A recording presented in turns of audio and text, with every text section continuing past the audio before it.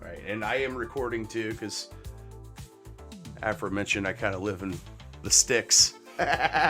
So, you know, internet connection's a little wonky. All good. But I am recording it because it's a good Sometimes show, that so happens. It's gonna be a good one. We gotta keep it. Well, let's fucking go. Yeah, let's fucking go. Yeah, let's fucking go.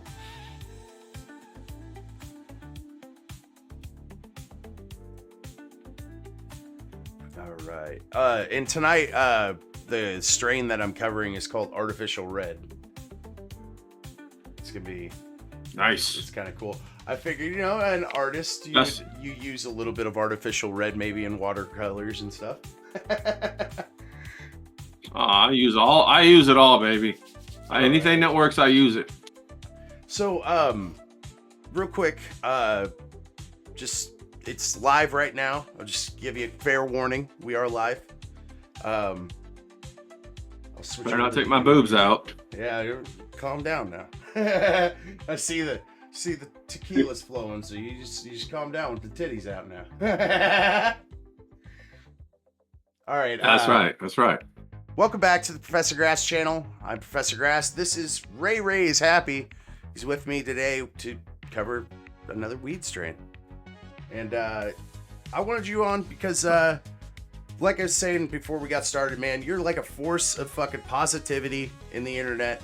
And with a bunch of shit politicians, all the world going to shit, it's nice to have fucking good people around. And I feel like you're good people, man, and thanks for coming on.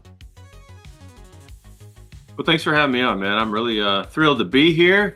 Get down with the Professor Grass, the man, the myth, the legend, the guy who created and completed the 30-day sketchbook challenge on the whiteboard. It grabbed everybody's attention, took the Twitters by storm. So thank you.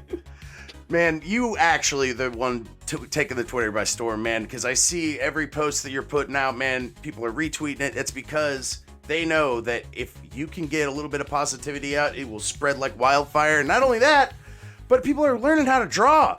Man, I wanted to have you on because you really fucking sparked that fire again and made me want to draw again. I mentioned on my previous show that I'm a custodian. I just transferred schools, and I transferred over to 3rd and 4th grade area where I'm cleaning. And I get to clean the art room that I was in whenever I was a kid. And that art room was the art room that awesome. made me not want to do art anymore. Like, okay, well, damn. Yeah. That's not awesome. Yeah, it's not very awesome. That's terrible. But it's... Well, bro, what happened that made you not want to do art anymore as a 3rd grader? That's crazy. This fucking teacher that, like, whenever I was sitting there, I'll roll this joint up while I'm doing this here. The teacher just, like, she looked at me after I turned in my first assignment, and she goes, "You would be really good at, like, abstract art. Look at Salvador Dali. That's a good inspiration for you." Okay. And I was like, wait a second. I looked at it and I see all these melting clocks and shit. And I'm like, hang on. You're just telling me that my shit's terrible because I'm a kid. I don't know if it was just like this complex I had or whatever whenever I was a kid, but I was just like, I think I'm good then. I don't want to pick up pencils anymore. Well, sure. I mean, like, I totally understand. Especially as a 3rd grader, the name drop Salvador Dali. That's pretty heavy, bro. You should have come back and said, you know, I really prefer Salvador Dali in his atomic period when he painted his wife as like Jesus Christ. I thought that was the atomic cross. Right, that would have fucking sent her for a little. What the hell? Yeah, I mean, I'm sure, bro. I'm telling you, Salvador Dali, dude, he's actually his shit was fire, particularly his atomic period. Okay. And he painted a picture of Jesus Christ on the I think it was the atomic cross or the what's it called? You know, the nuclear cross, and his wife or his girlfriend is standing in the lower left-hand corner looking up at Christ. And that's one of my favorite Dali pieces. And is this naked chick? The Dali was. I hate to be dumb, but let's see what you got. Let's see what you got. Do it. Can I see it, or do I have to click see something it on the probably? end? Should I click watch stream or something? Yes. No. Yeah. Hit the watch stream button. Oh, okay. Yeah, that's not it. That is actually a reference to something else. Okay. Salvador Dali was an illuminated individual, if you know what I mean when I say that. He was just he was very indoctrinated. trippy? No, he was initiated in the mystery sciences, if you know what those are. Let me see if I can find it really quick. Mystic stuff, maybe? Well, it's actually the mystery school. It has to do with here. I'm gonna look up that Salvador Dali.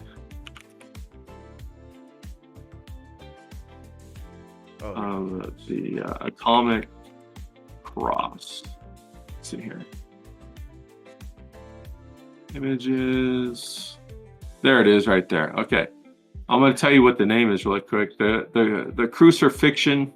I guess it's Salvador Dali and just crucifixion.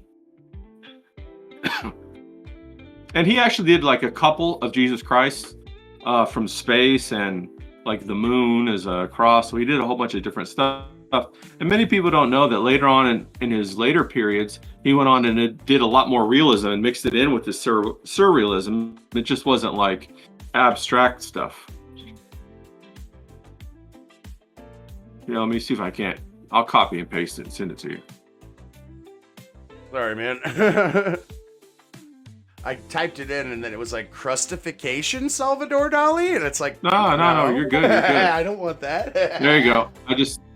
Oh, there we go. Yeah, I just found it. Yeah, right. I just sent it to you. So it's that one on the left. One more over to the left, and you'll see his wife. That's not the complete image right there of it, but if you go over to the left, the top left, there you go. That's his wife, who he put in almost every one of his pictures in his later period, and you'll see the atomic cross there. The atomic cross of man. Yeah, and he did a lot of symbology and esoteric knowledge and like hermeticism and things of that nature, and he wrapped all of that up into his artwork. And he did something called another painting called the Cosmic Egg. Bro, he gets deep. He gets deep, my friend.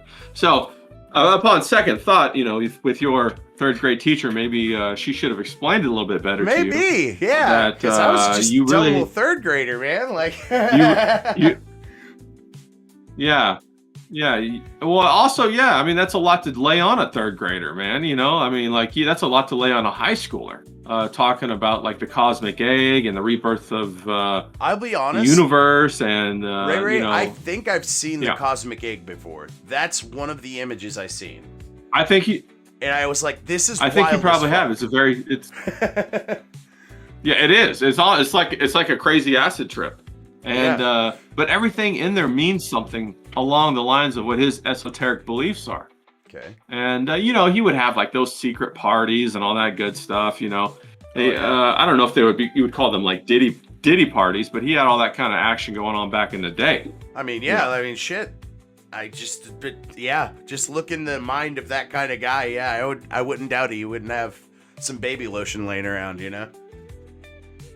Yeah, right. Yeah, but his artwork was tremendous, and she probably misrepresented, or maybe she didn't have the depth of understanding to communicate to you that she was probably saying you got a crazy imagination, go with it, and she didn't know how to communicate that to you. So you're sitting there as a third grader saying, I'm trying to draw this clock, and what you're doing is you're telling me it looks like shit. What the hell? I'm all upset. Yeah, that's essentially what happened. That's normal. And then instead of doing anything drawing related, I just went and did other stuff. I tried to write and stuff, but I kind of suck at writing, but I can tell stories. So if I could just speak to a robot and it writes it for me all day, I could do that all day. Yeah. But that's one of the things that we have to protect ourselves against, because there's people all the time, man, that come in and I think of a person like they're a hurricane. They got a hurricane inside of them, and they got to keep that eye wall strong so that they can control their life where they want it to go. And people try to break that eye wall and try to break up your hurricane and break your power, and for various reasons, man, that don't even make no sense. You know, they're just emotional, reactive people that don't even know what they're doing. You know. Yeah, that makes sense, man.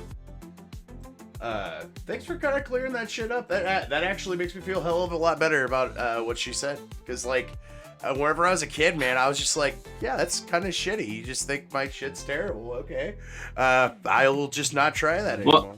Oh, there's the clocks. Sorry. Yeah, there's the clocks. Yeah, that's one of his super famous paintings from his earlier in his career. Well, like, and even in fact, very early in his career, I like his art. It was extremely abstract and surreal, and I personally don't even like it. That's why I like his later period when he became more realistic, you know. Yeah. And I like the symbology of his narratives and things like that. And I like what they say, and I like trying to figure out, you know, what are these mysteries? What are these clues he's trying to tell us? You know, a lot like, you know, if you look at like the Beatles, like a lot of their album covers, you know, how they got all of that weird shit in there and the symbology. It's kind of like the same thing, just a different era. Yeah, that makes sense. They're just kind of like trying to, and I know this, I mean, you probably get it, but like just like trying to tell a story with like just images, no words, just like what's going on here kind of thing. Because whenever I see the clocks, man, I think it's a desolate wasteland and time doesn't matter anymore. That's why it's all fucking warped and shit, you know? That's what I see when I see that. I don't know if that's what he was intending, but like that's what I see, you know? Yeah. I completely agree. I remember the first time I saw it, I thought the same thing, and I was just trying to make heads or tails of it. And you know, there's always an esoteric and an exoteric meaning. There's something for the people, the general public to consume, and then there's something of significance for the people in the know to consume, and that's what it's really about. And so that's what a lot of his paintings are all about. And with hidden meanings, hidden philosophies. Basically, he's telling the story about his beliefs and his philosophies through his paintings. That's fucking cool, dude. See, that's why art is fucking awesome too, because it's like I can kind of relate with storytelling in a way, because like I've told so many weird fucking stories just to entertain my friends, you know, and like that just doing that, it makes you feel creative and stuff, and that creative drive that you were talking about on one of your videos. By the way, if you don't know who Ray is, go follow him on every fucking social media known to man. I don't know what he has, but go follow him even if he doesn't have it. But yeah, I got go on, sorry. Go ahead, man. Go ahead. No, I got Instagram and X and YouTube, and that's it. All right, cool. That's it, yeah. Yeah, I don't really fuck with much. I have Discord and X and sometimes Facebook. Like I stopped using Facebook a long time ago. Yeah. I don't, you know. And the only reason why I got Facebook is because my wife posts pictures of the kid, you know, and just need those. Oh yeah, for sure. I mean, hell, I still got a Facebook. I just never use it, you know. Yeah. And I just you know, as an artist, I just try to put out things that are going to support the artwork, and then that's why I started the YouTube channel, because I was like, well, hell, you know, I mean, it's so hard trying to, you know, be a creative person and you feel like you're all alone. And I was like, well, let me just start a video and try to tell people, hey, you're not alone. You know, everybody out here that's creative, you know, we're all on this path together. We just don't see each other. So let's try to make a way for everybody to see each other. And, you know, people mess up, but you know, you regroup and you get better and you go forward. Hell yeah, dude. That's the realest fucking message I think anybody on the internet has ever said. Like, straight up, I'm here for the creativity. If y'all want to create, let's create.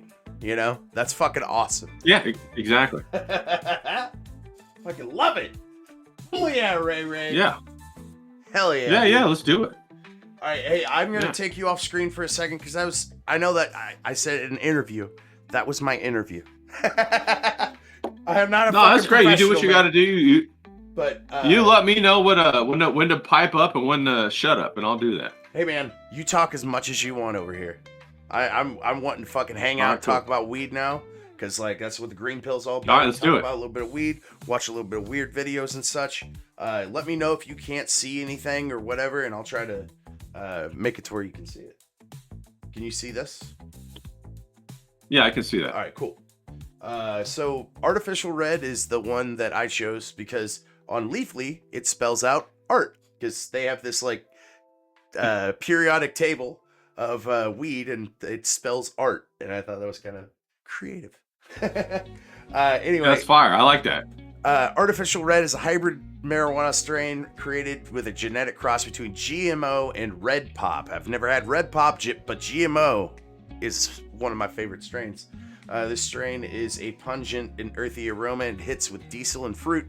Artificial Red is a 21% THCA strain, making it an ideal choice for experienced cannabis users. Leafly customers also say that Artificial Red includes relaxation, euphoric feelings, and an appetite. Medical marijuana patients often use Artificial Red when dealing with symptoms of chronic pain, nausea, inflammation, and it's bred by Stability Cannabis, and that's actually where I bought it from, was Stability. That's all right. I got it straight from the guys. Artificial Red, The main guys. right? Artificial Red features flavors like diesel, earthy, and berry. Dominant terpenes is beta-carotene, and it ranges from $10 to $15 a gram. That's why I like it, because I'm a cheap ass. If you're looking for a potent and flavorful strain on the cheap, help you unwind and munch down, Artificial Red might be one for you. And if you've smoked, dabbed, or consumed Artificial Red, tell us about your experience, because they don't have enough information, but that's why we have all bud. But let's check out a couple pictures first of this strain. Mine in particular, man, it's like really frosty looking. It's pretty cool. We can get a couple pictures, that'd be awesome. There we go. Oh my god. Yeah, mine's darker than that. That's wild. I think they only have that looks nice. one. Yeah, they only have one picture. I didn't even ask. Ray, do you smoke at all? Or do you just drink? I don't. I just drink now. Oh, okay. I'm just a drinker. Oh, yeah, it's fine, man. I forgot to ask. I appreciate it. No, I love the science behind it. I love the process of getting excited about planting. I do gardens myself, and so I'm always interested in like growing stuff. Hell yeah. So I love all that kind of stuff. Yeah, also, I'm a big. I got all kinds of trees out back that I'm growing. So dude, I'm all stoked about that. Hell yeah! What kind of trees you got?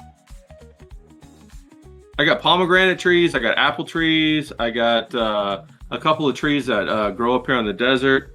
A couple different varieties of apple trees. I think avocado trees. I got 2 of those. That's cute. And I got I'm growing some Thai chilies. I got a ton of Thai chilies because I love Thai chilies, and all kinds of different peppers. I grow a whole bunch of peppers, and I also grow cacti, but that's different. I ain't gotta wash those too much, but I prefer like the based on color. I grow them for the turquoise, the purple, and the lime green. I get those 3 different types of cactus together, and I love all that kind of stuff.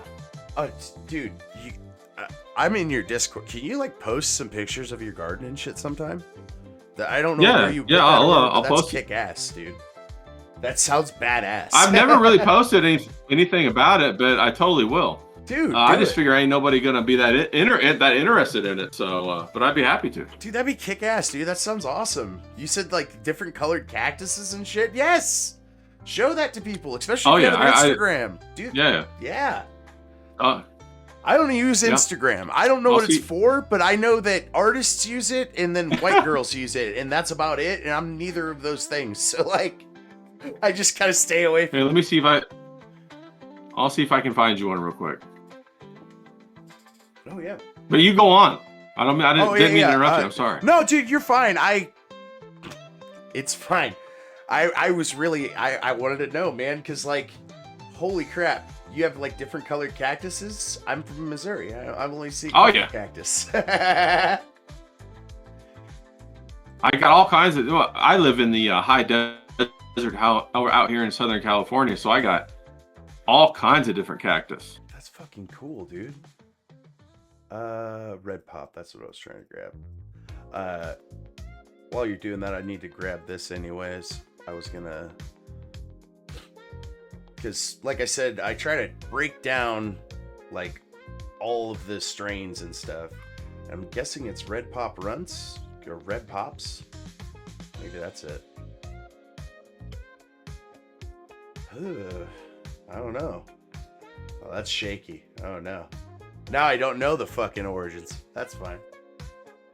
All right, so I like, trust. Yeah, yeah. That's the thing. I trust All Bud more, and I'm looking into it, and it says it's a cross between GMO and Red Pop.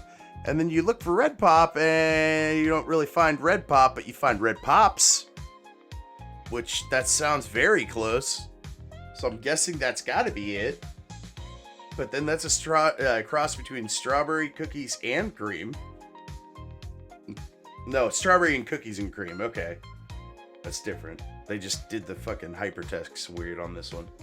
All right. Artificial Red, 50-50 split, 21 to 27% THC. It's going to leave you feeling euphoric, happy, hungry, relaxed. It's sociable and uplifting. Actually, yeah, it's making me feel a little sociable. Not going to lie. May relieve anxiety, appetite loss, chronic pain, depression, inflammation, nausea, and stress. Main flavors are candy, cherry, fruity, spicy, strawberry, sugary, and sweet. Main aromas are berry, dank, diesel, earthy, fruity, spicy, and sweet. And I can attest that it's like a chemically fake kind of candy. Oh, it even says it right there. Yeah, it's kind of like what is that called? The dip fucking candy from the 90s. It's so stupid. Candy dip shit. It's like that powdery fucking pixie dip shit. I can't remember what the fuck it's called. But that's what it tastes like, kind of. And then it's got like a decent. Oh, dipsticks. Is it dipsticks? Yes, dipsticks. That's it. Yeah. The little fucking little white chalky thing that you dip in there. Yes. God damn. That's right. Yes.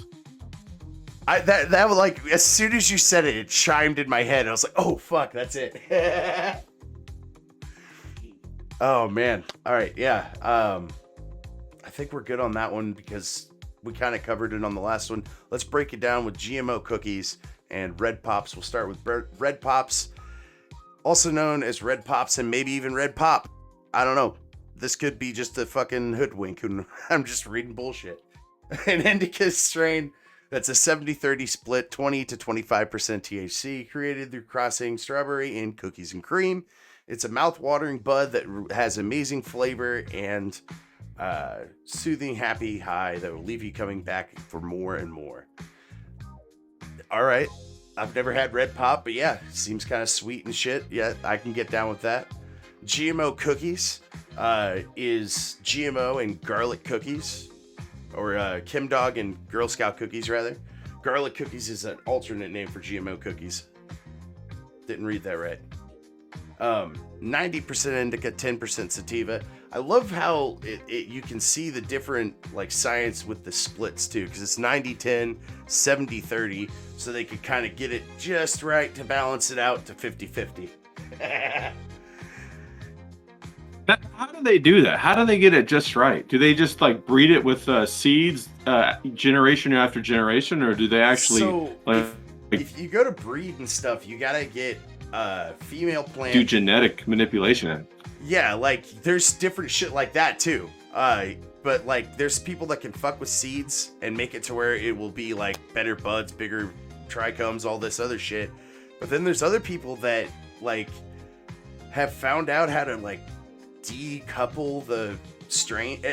I know this is weird science here, but like basically like they'll take the Girl Scout cookies strain, for instance, right?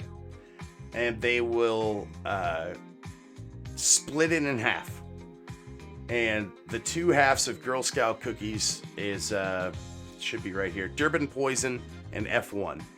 And they take the main terpene profile of Durban Poison and the main terpene profile of F1, and if they're compatible, they'll mix and make like a almost near perfect like 60-40, 50-50 split. It's kind of wild because they're bringing and they're taking them off of these newer strains that come out that are like been crossed to hell, and they're making original strains again, so that like you could smoke something from the 70s today. It's fucking wild shit. I wow, that's awesome. Once on the green pill before, but real weed science going down, man. Like, I met a weed scientist too the same day I met Jim Belushi in line a couple of streams ago. Oh, wow. I did a promotion. I was like, I streamed all week, and I was like, I want to go meet Jim Belushi. He's coming to my local dispensary, and he was literally like 30 minutes away from me. And a guy named Techmas came in with $10, and I was like, fuck it, I'm going up there. I'm buying some weed. I'm meeting Jim Belushi. And while I was standing in line, I met like 2 weed scientists that like make dabs for a living. It's fucking wild shit, dude. Bro, that's awesome. Yeah. Yeah, that's some serious science too. That ain't no joke. Dude, yeah, and I asked the lady too, that was in line with me. I was like, yo, so this might be a dumb like stoner question, but like, you're a weed scientist. She's like, yes. And I'm like, so like, do you have like a lab coat? And she's like, yeah, I actually do. And I'm like, oh my god. And I was like wearing my lab coat because I'm a goofy dumbass, and I promised everybody I would. I totally forgot to keep the chat up. I'm sorry, King Yeti. I didn't see your chats, man. Fun dip was what we were trying. We were saying dipstick. It's fun dip. Oh yeah. I didn't even think about that. Fun dip. Damn. I didn't even think about that. Yeah. Hey, thanks for stopping by, King Yeti. Hell yeah, man. God damn it. I'm all scatterbrained, man. Thank you for coming on, though, man. I really appreciate it. Let's look into what grok, because that's another segment on here. I like to ask the AI what it thinks about the strain and kind of verify information and see if the AI can even understand what weed is. Because if it can't understand what a pot is, you know, like, what the fuck is it gonna do? Is it gonna control traffic? There's no way. I'm sure that Grok knows what the hell it is. I mean, they probably encoded all this stuff like with software, you know, the genetic mutations and all that, and they do probably software projections to see which strains go with which strains and all that. Oh, for sure. It's kind of crazy though, because like with Grok, I've asked it to get the information for me. I use the deep search function every time I do it, and it grabs from the websites I already read from, but then it'll grab shit that I didn't see.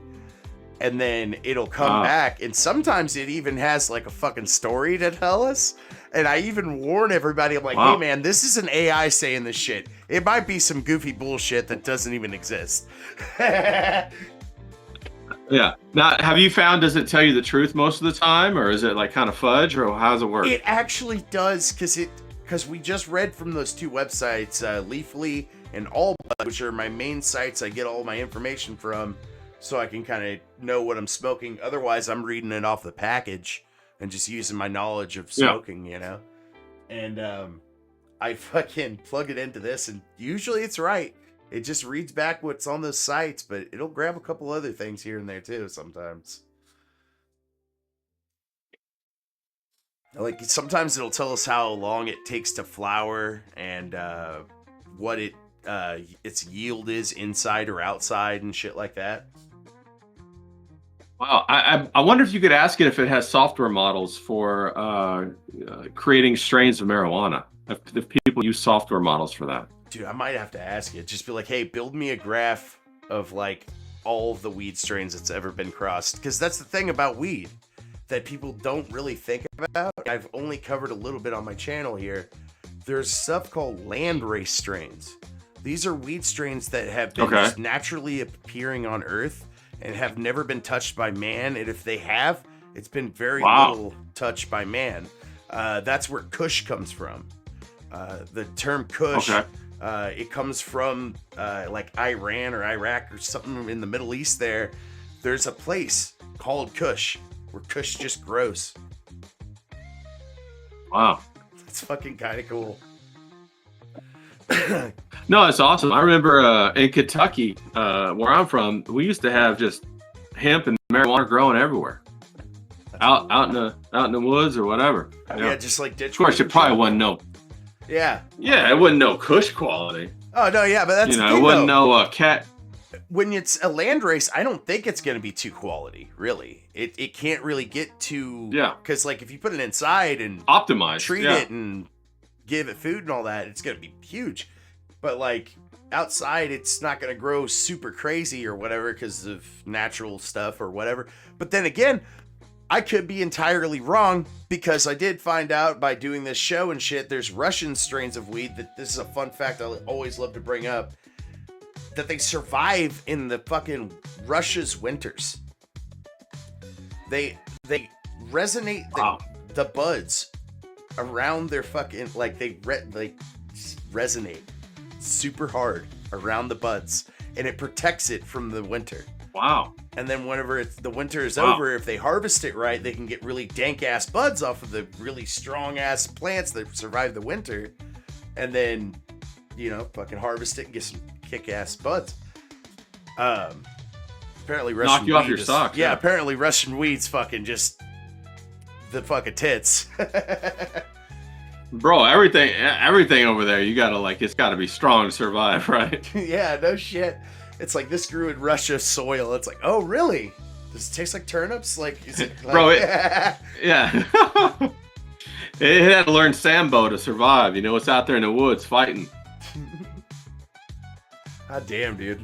Yeah, it seems to have covered just about everything here. Oh, wait, hang on. Van City Labs. No, okay. Balanced genetic with versatile effects. No, yeah, it's just telling us the same thing, man. Red pop and GMO. It's a 50-50 split. Bred by stability. 21 to 27. Yeah. Well, now you got me curious. Straight up. Now you got me wondering if we can make that graph or that like I'm curious about make it too, some actually. sort of picture to make you Let's see. You know, a gene cross. I'll open this up too so we can see it work. Let's do this deep search shit. Make a graph of cannabis strains that have crossed. Oh, fuck, typo. Uh-oh. I don't... What, freak out? I put a C instead of an E on crossed, and it's just going. And that fucked the whole thing up. I don't AI's know. over with. Yeah, I don't know. It's just like, oh no, we'll try to look. You can't figure it out. It's so smart it can't figure out a typo. Yeah. I don't know. It might be able to, because like I fucked around with my Google one I just got on my free phone I got, and I just bitch at it sometimes. I'm like, that's incorrect. You're wrong. And then it's like, I'm sorry, you are right. I am wrong. And it's like, then why the fuck are you lying? And it's like, I'm not lying. I'm incapable of lying. I'm a learned language model. And it's like, okay, fucker. Yeah. That's like one of my favorite things. I might start doing that on the show, just bitching and moaning at the AI and arguing with it, because it's fun to do. It's just get high and just argue with your AI.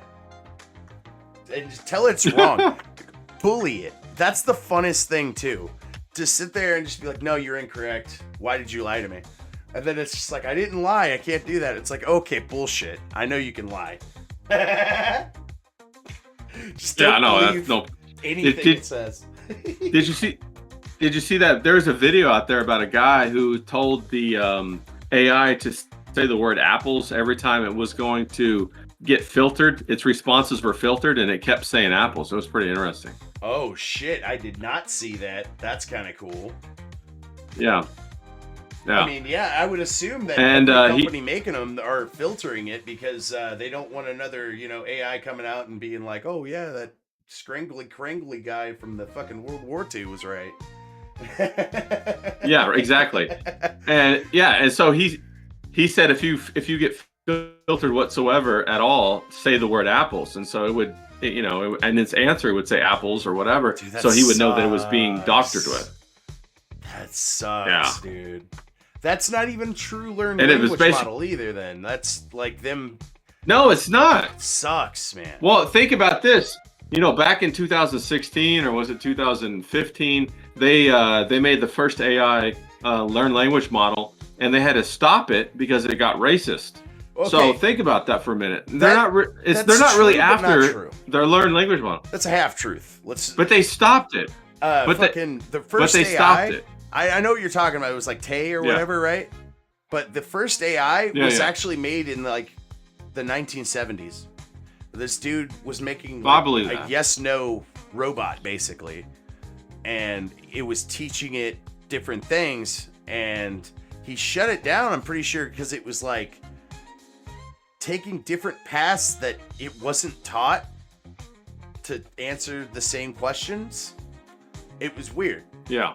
Like he was like, I believe it. Ask it one question and then it goes yes, and asks it the same question. It says yes, but it goes and takes a different route to get to that same conclusion. So it's like, okay, what the fuck are you doing in the background there? What the hell is that? Yeah. There's a pretty trippy movie that came out in 1927 called Metropolis that talks about the rise of the AI and how it's going to be like, it's very occultic kind of stuff, but it's crazy. But it was all the way back in 1927. Oh. Now what? Hang on. Now I'm interested in that real quick. What? I'm a little disjointed tonight, Ray. Yeah, forgive it's me. a movie called. But what's the name of that again? No, it's here. Metropolis. It's a movie in 1927.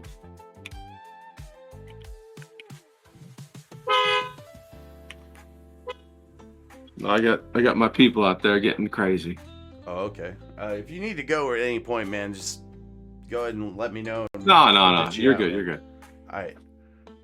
I kind of. Yeah, this right here. I got 1927. This is a wild movie. I got the movie trailer right and it here. talks about the rise of the machine, or the AI rather. All right, yeah. And it mixes it with the occult. That's gotta be fucking crazy shit.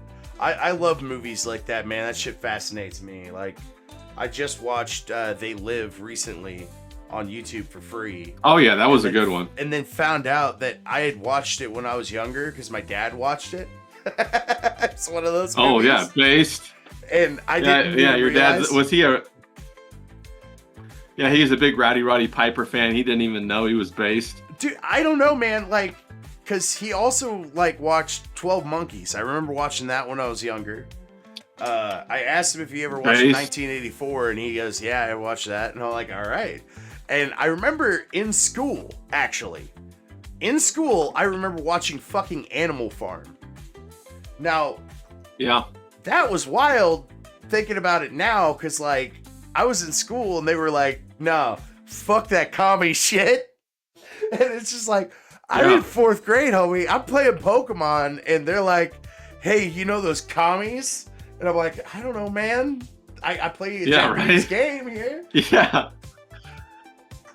Yeah, you're like, bro, I'm just trying to get through elementary school. I got my 3rd grade teacher telling me I suck at art. Now you're telling me about communists, man. You're like ruining my whole world right here. I was just like, man, like, whatever. But, like, it was weird, though, because, like, fucking couple of years after that, they all started talking about all this commie shit, and I knew it was commie shit. So, like, I was kind of, I'm not trying to be like I'm the basest human ever or whatever, but, like, I got some base people around me the whole time. It was like I'd go to school and I'd say some commie shit, and my dad would come home and be like, yo, you know that's some commie shit, right? I'm like, oh, no way. That's awesome. That's awesome.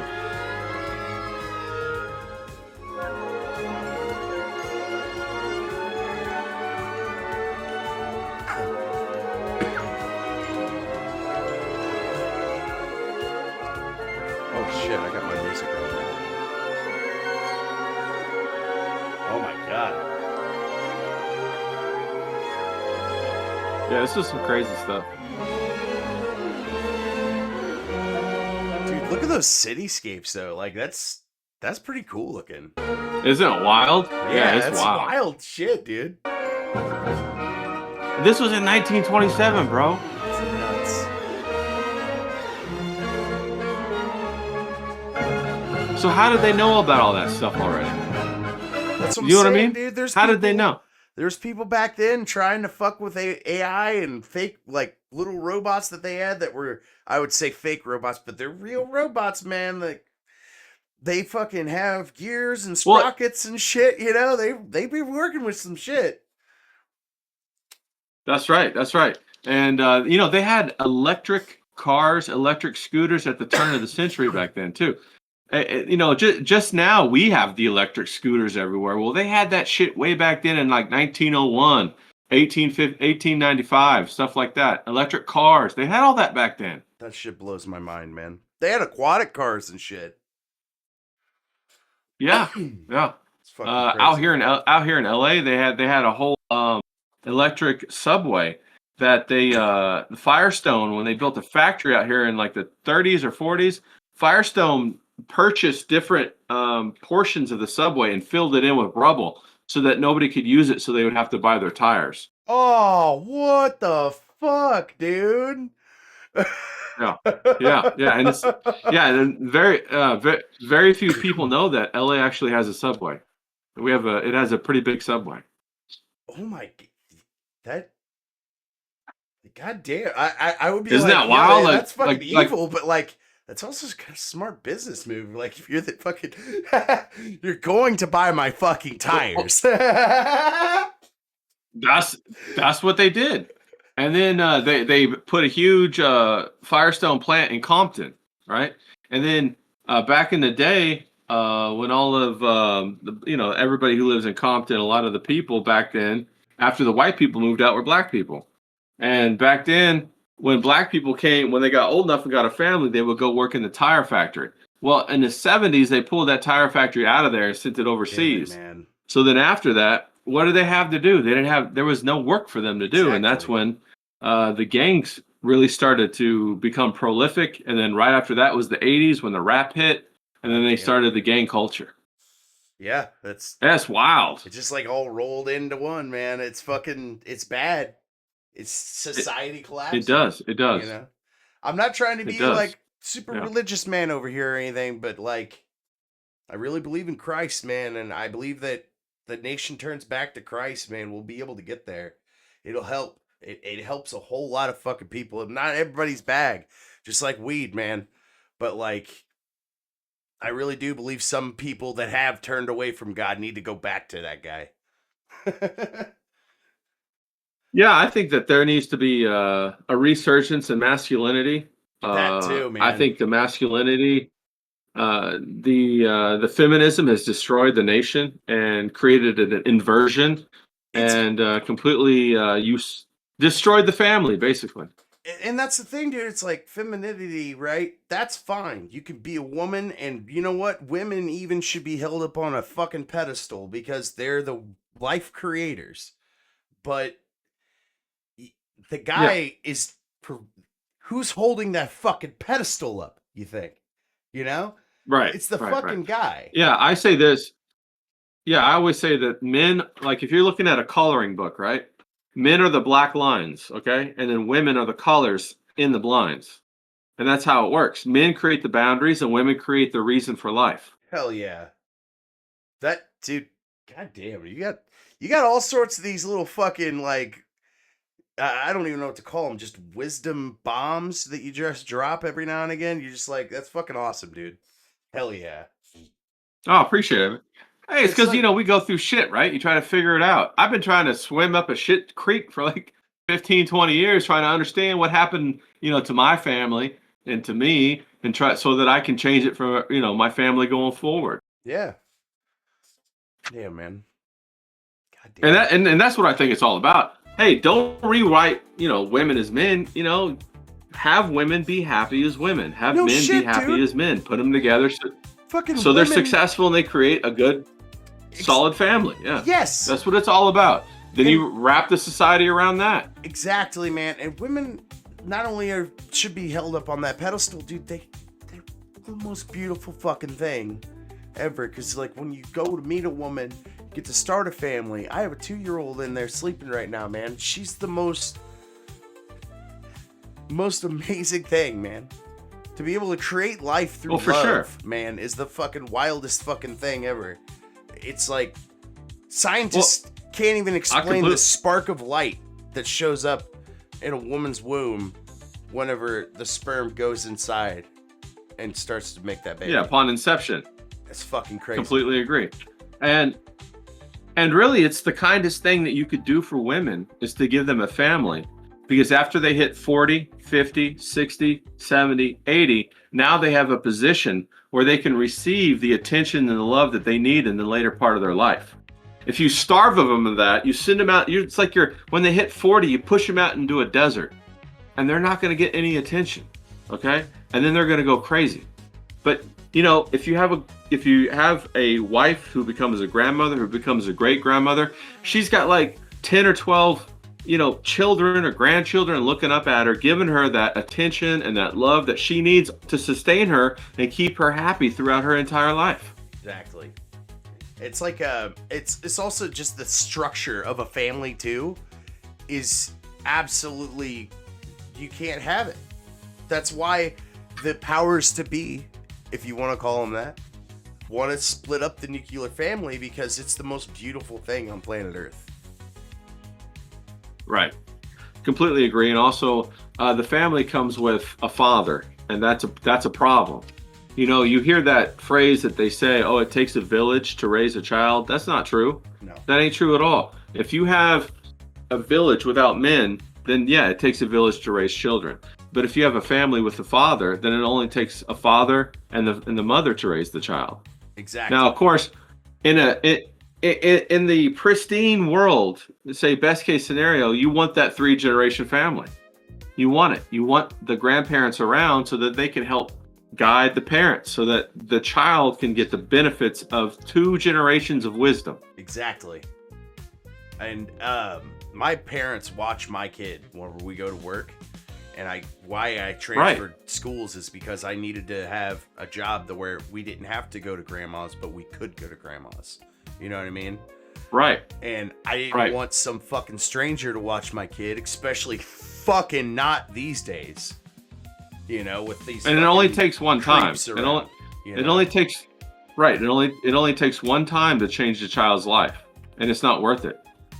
And also, it's more fulfilling for the child to have the grandparents. You know, Exactly. they get to experience different relationships too, and they get to be spoiled in different ways from the grandparents, exactly, and that's important, man.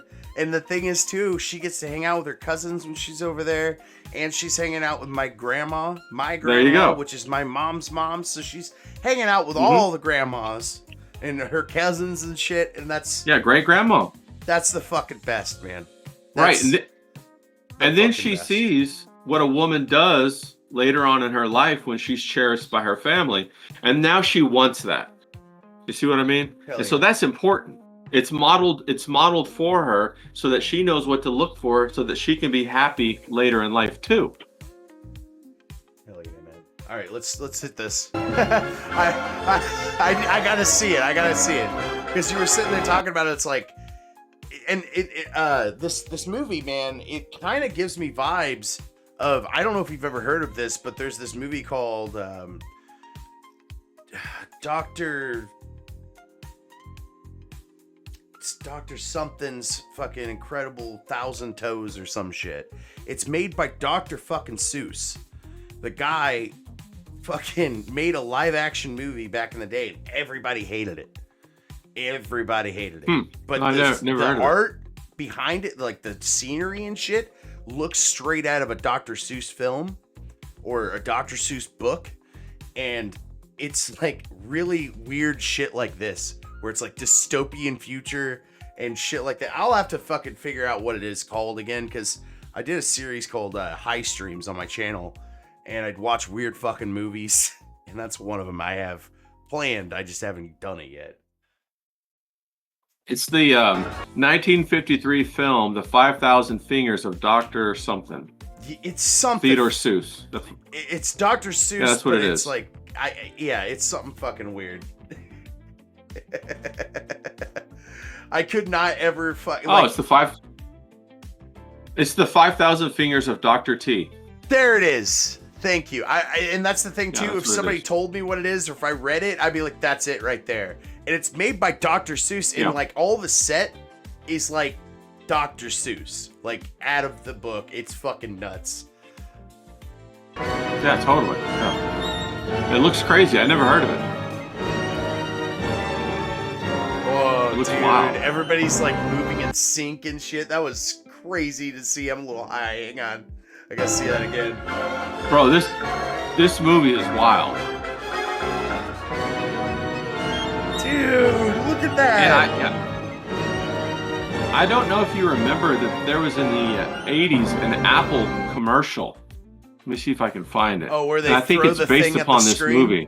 Yeah, and I think it's based upon this movie. Okay.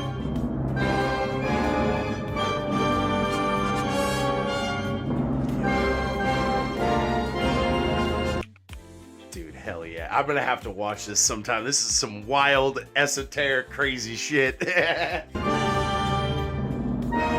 it's wild, man. Oh my god, that shot was fucking nuts. Just fucking all the hands fucking Yeah, it's a crazy movie, man. It's crazy, and like the implications of what it's talking about is wild. Dude, yeah. I'm getting some crazy vibes. I'd have to watch the movie to get it completely. I'd probably have to fucking watch it a couple times. This feels like one of those movies. Yeah.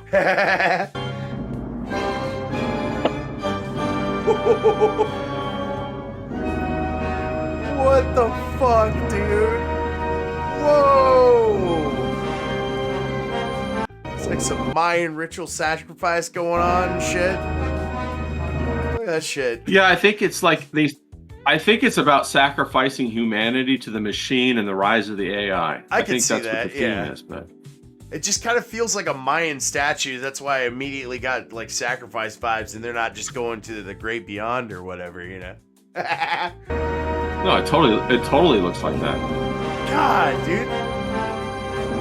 What kind of fucking nut dreamt this whole thing up though? Like, God, dude, look at how fucking nuts that is.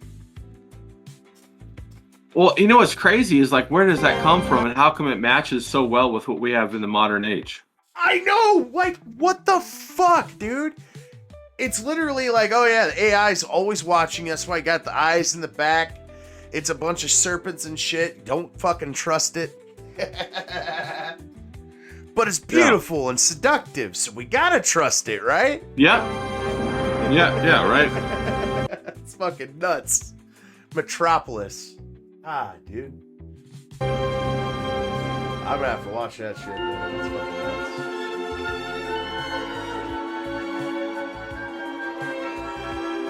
Alright, I keep forgetting to move my chat so I can see my chat, and I just feel like an asshole because I can't see it. Fucking dumbass over here. Pat Age, how's it going? That's a new name in the chat. Good to see you. And King Yeti, what's up, man? What's this Masonic ritual we were watching?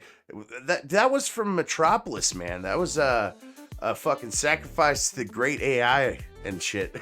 Like, yeah, all the way back in 1927. 1927. And you know what else is? Yeah, you know what else is crazy is like the Little Rascals. I don't know if you've ever done a look into the Little Rascals. It's a TV show about orphans back in the turn of the century, and there's a ton of Masonic stuff in that. Oh, really? I remember watching Little Rascals. They have the whole. No, they got the whole rituals, and they got all kinds of stuff. Oh no! No girls allowed. They got the initiations. They got all kinds of stuff in there. The secret handshakes. What's the girls allowed? And these are kids. What? I thought that was just like a cute, oh, you cuties and shit. What's the no girls allowed thing? Well, they don't allow girls in the Masons. They put them in the Eastern Star. Oh, duh. I'm sorry, man. Yeah. I thought you were talking about some extra esoteric shit. You're talking about Freemasons. Yes. They do not allow them. Yeah. And, you know, clearly, I smoke marijuana. And my father-in-law and mother-in-law don't know that I smoke marijuana. I've been married to my wife for 10 years. And it's fucking wild because I don't want to fucking tell the guy because he's in the Masons. He's a Freemason. Whatever rank or whatever. Well, and I'm like, yo, that's some creepy shit. And I told him straight up. I was like, that's creepy shit. And he's like, nah. What do you say about that? Nah, that's not creepy.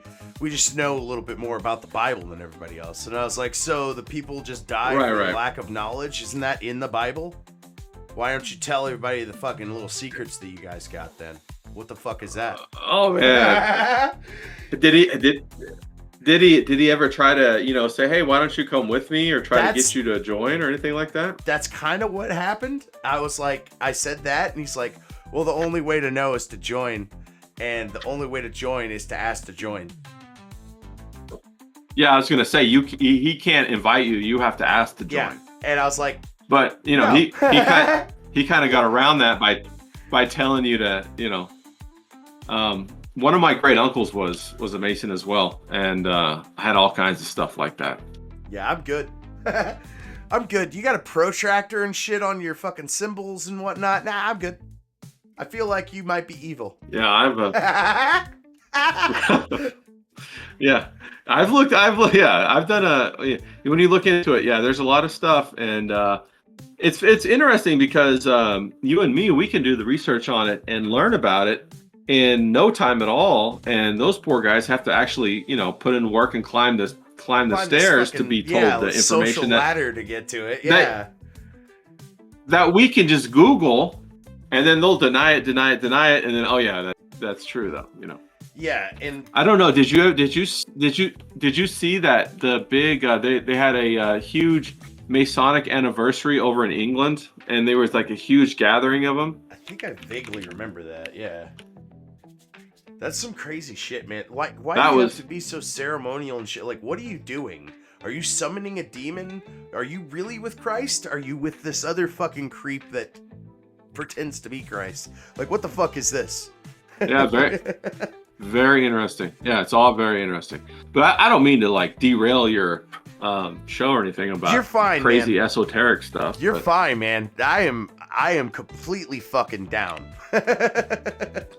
Yeah, I'm just always yeah, I'm just always interested in that kind of stuff, and I'm interested in like the human psychology and things that make people have like that genuine desire, and like what draws people in certain directions, and what are they trying to go after, and the little traps that are like fish hooks that you go to bite on, and then it gets a hold of you and you can't get loose of it. But dude, yeah, and it's crazy, dude. Like, there's so many like different philosophers out there that says all sorts of shit, like the Stoicism and stuff like that. And I looked into some philosophy and stuff once, and I realized that they're all just kind of making it up.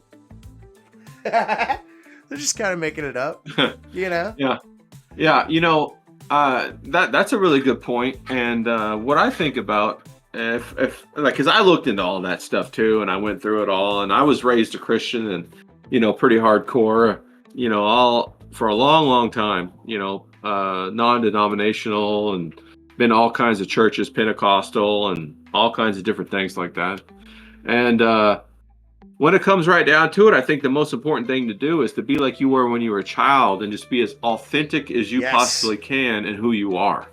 And I think that is the most important thing, and the most spiritual thing you can do. Was it you that I was watching today? There was something I was watching today. I swear, man, I got shitty memory because of the weed or whatever, but it could have been you. I watched your video today, at least at work. And somebody said, we need to be like kids. And that is in the Bible too. That is a thing Christ said. He said, I want you to be like children, and I want you to dance and be merry. That means that he wants us to do things that make us happy. That drive comes, in my eyes, as a Christian and shit, man, that comes from Christ. He gave us free will so we can express what makes us happy. He doesn't tell us what makes us happy. We do. Right.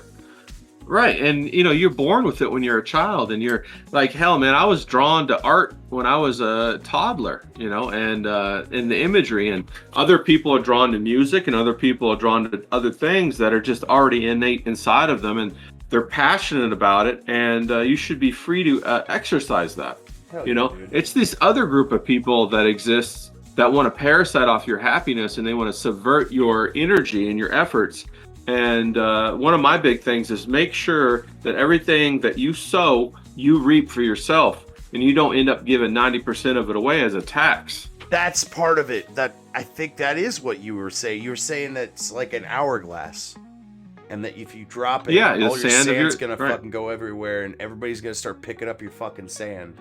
That was fucking kick ass. That's right. And yeah, and you want to control your own sand for your own self, because ultimately you're trying to channel that so that, number one, you have the best possible experience that you can have in your life, and number two, like your wife, you want to give her the best experience, and then your child, you want to give its best experience. And as a father, you want to provide that because that makes you happy. You see what I mean?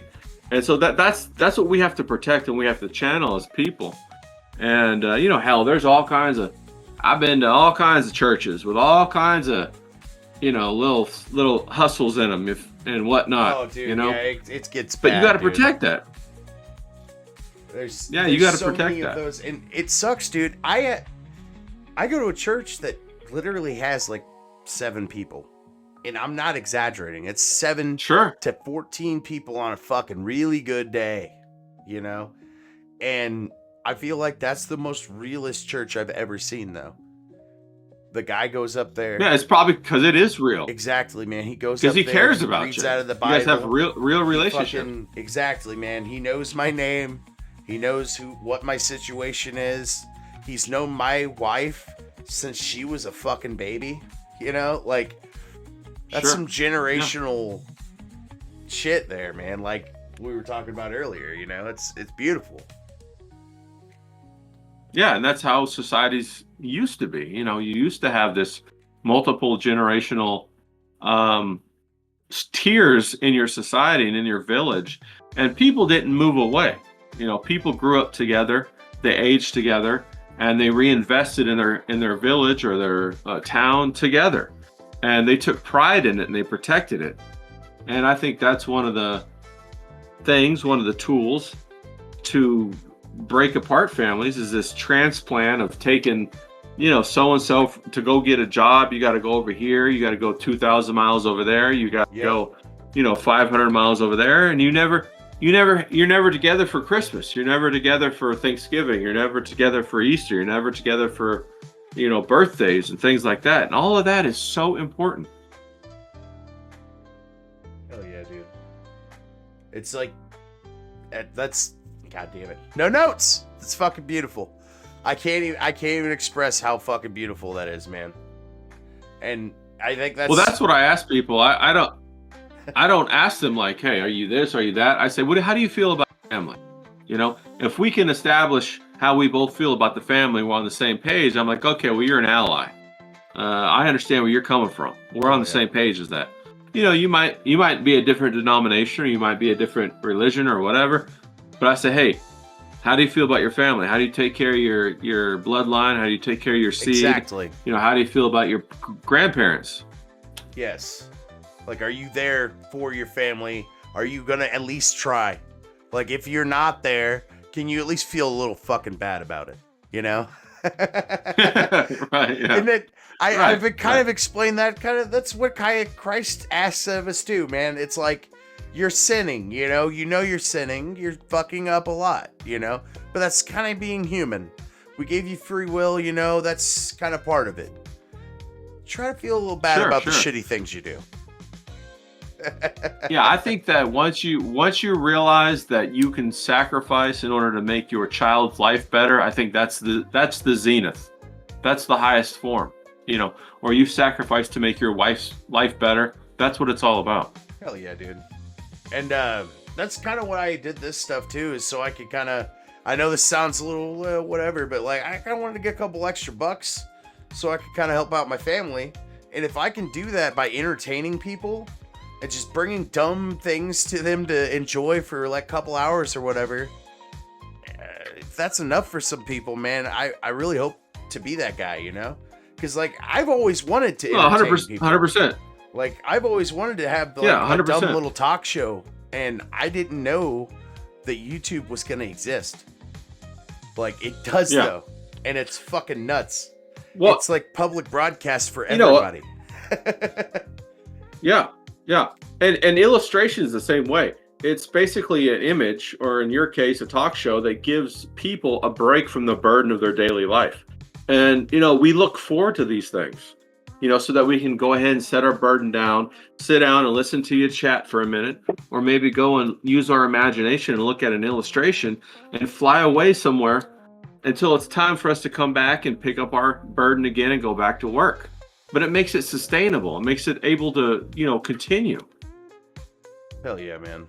Dude, this right here, you should do something like this for streams, man. You should just fucking draw and bring up fucking videos and stuff and just chat about fucking life and cool shit like that. I'm telling you, man, you draw in a big crowd. I was thinking about doing a stream on Saturdays to, answer any questions about art. And hell yeah. I just started the art thing because I was like, the video thing, because I was like, I want people to be excited about artwork, and I want to give something that has no strings attached. And I really didn't know if I'd be any good at it, to be honest with you, and I didn't know if I'd be any good at talking in front of a camera or whatever. And I just kind of get up there and I just try to think about, well, if I'm talking to Professor Grass, what am I going to say? I don't think about everything else, or if there's even anybody else watching. Well, and I say, hey, this is what I've encountered. Grass, what do you think? Hell yeah, dude. And that's the thing, dude. You're just a good hang. And that's what this show is. It's just a fucking hang. We're just hanging out and fucking watching weird shit and talking about weed. And that's all I really wanted. Somebody would go by and be like, what's this Professor Grass? What the fuck's a Ray is happy? And fucking click on the thing and just be oh shit. They're talking about some crazy shit. Yeah. Well, not just crazy shit, but crazy shit that somehow fits into everybody's life. Well, and it gets significant, because of that. It's crazy shit that's just so fucking relatable, because it's literally everything. It's life. Right, it resonates. It's fucking resonates with everybody, because no matter, like you're saying, dude, no matter denomination you are, no matter red, white, or blue, what you are, you can fucking feel what a family is. You know what it is for. That's right.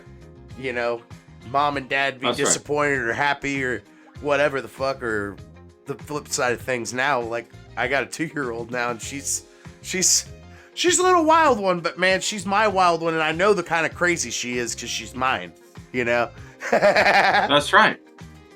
And hopefully you have a couple more. Dude, and hopefully you get yourself a nice little chunk of people down there in your parts, and you grow old and you have a good time with them, and they keep your life fun. Hell yeah, homie.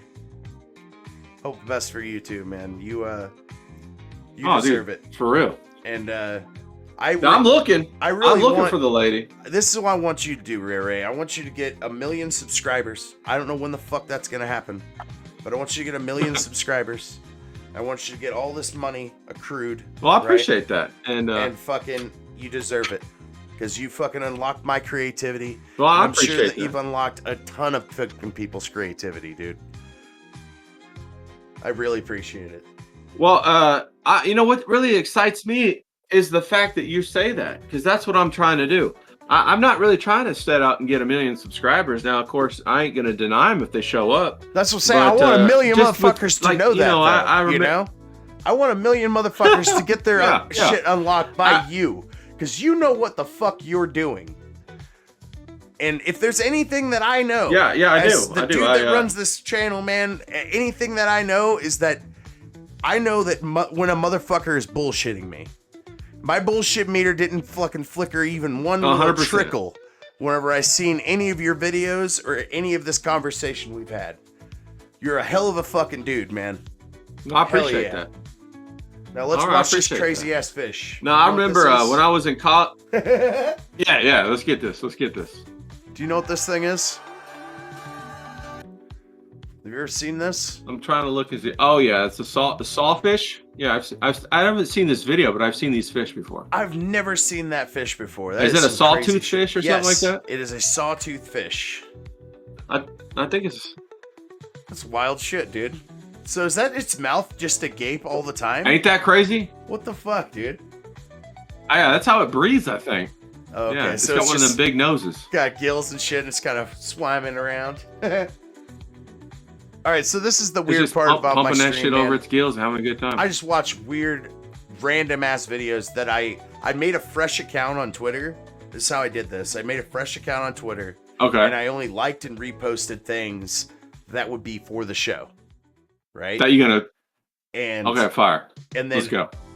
It just gets weird. The fucking algorithm gets real fucking weird. Yeah. So next, I don't know about you, man, but like, I get paid by the hour. So that means I'm going to take a shit on company time, right? Dude, for sure. You get paid for it.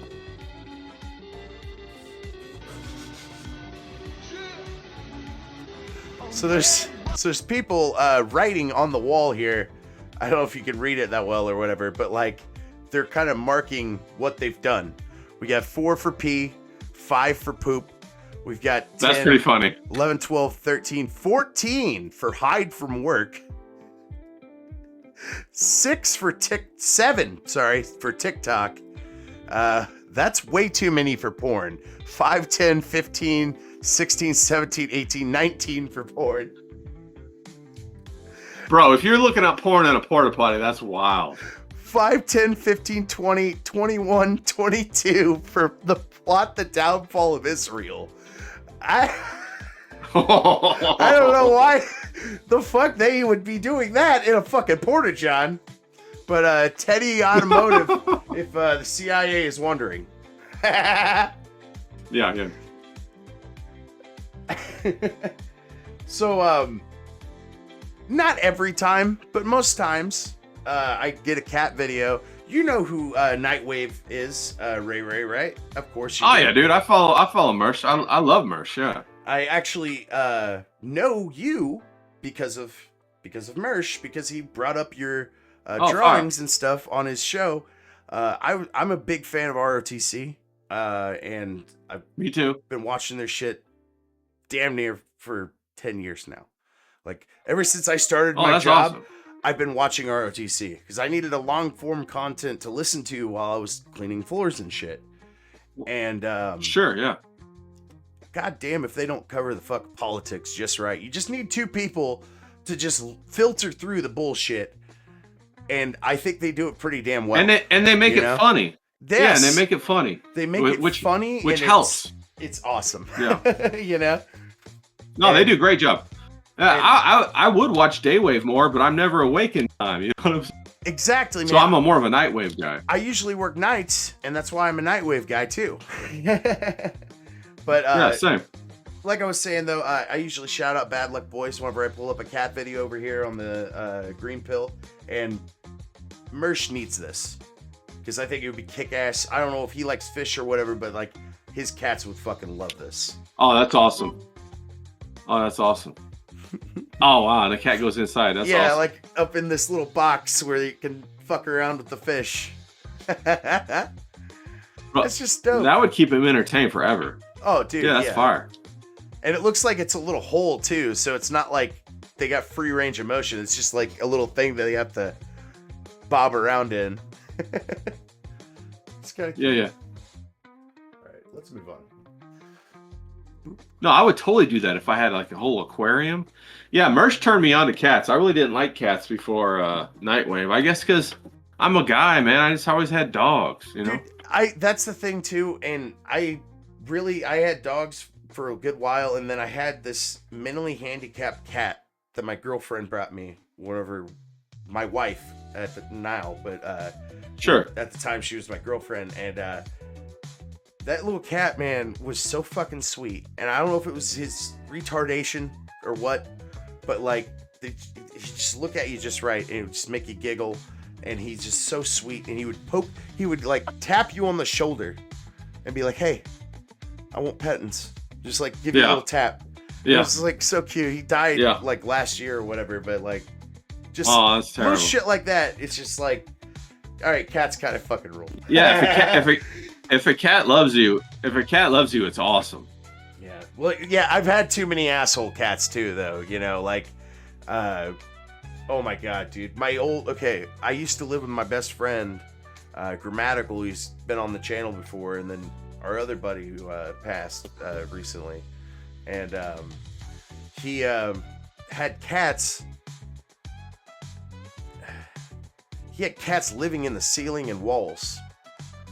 And I asked him about it, and I'm like, how do we fix this, you know? And he's like, we can't. They're stuck in the wall, and we can't get them out unless they just leave. Wow. And I was living in the room where they fuck, apparently. So, like, every now and then... Did it drive you crazy? Oh, my God. I tell you what, you know that tequila bottle you got there, man? Is that Patron? Yeah. Patron. Yeah. I can recognize that bottle because I killed one bottle one night because they were fucking up right above me. I don't know if you've ever heard a cat fuck before, but it's bad. They got that spike. Yeah, it sounds like a fight, right? It's like a fight and then like a big bad moan. And I tell you what, tequila helps a whole fucking lot. You got to knock yourself out. No shit, dude. So I seen this clip and it kind of made me laugh. So just for perspective here, apparently this TV show invited a bunch of people together that had different weird laughs. Okay. I think I've seen this before. Yeah. Dude, she sounds like the ghost from fucking Scooby-Doo. What the fuck? Yeah, I've seen that one. That's crazy. God. And then they make each other laugh. Yeah. Yeah, well, yeah, because then they're like laughing at each other's laughs. Right, and then it goes on more. Yeah. I think that's why they got me. I love that shit, though. It's fucking wild. Like, what is this, Korea or something? Like, there's like Asian writing over here. So is this like Korea or something? Oh, what the hell was that? Somebody starting a little engine?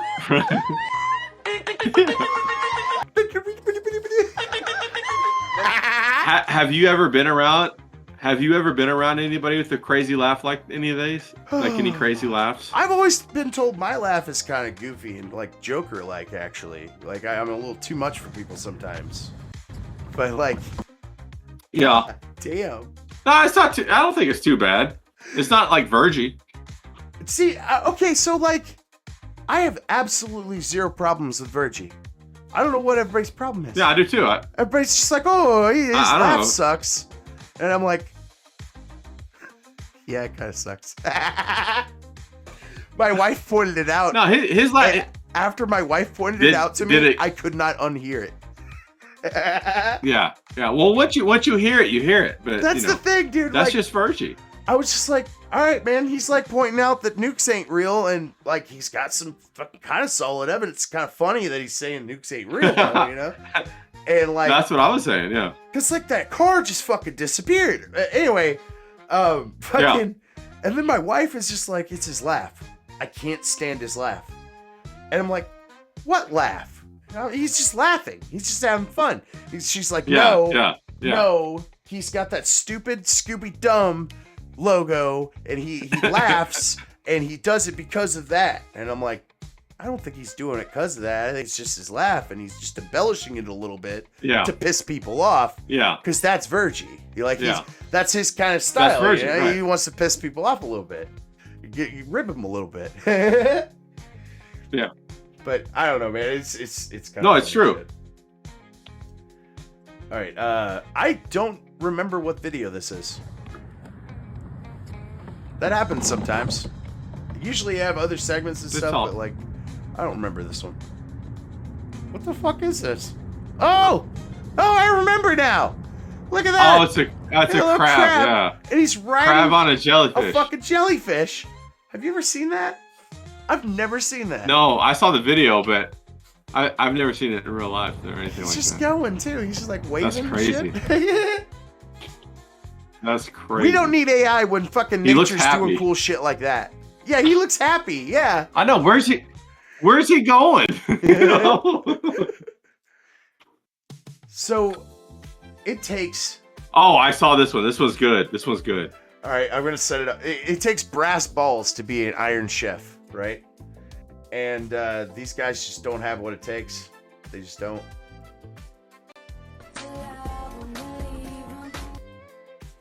We got our own music. Piss off. So this guy is a professional in the black, clearly. I don't know how cooks work exactly, but that guy is clearly a professional. You see how fast? Yeah. See how fast he's just like, fucking get out of here with that shit. Yeah. That's awesome.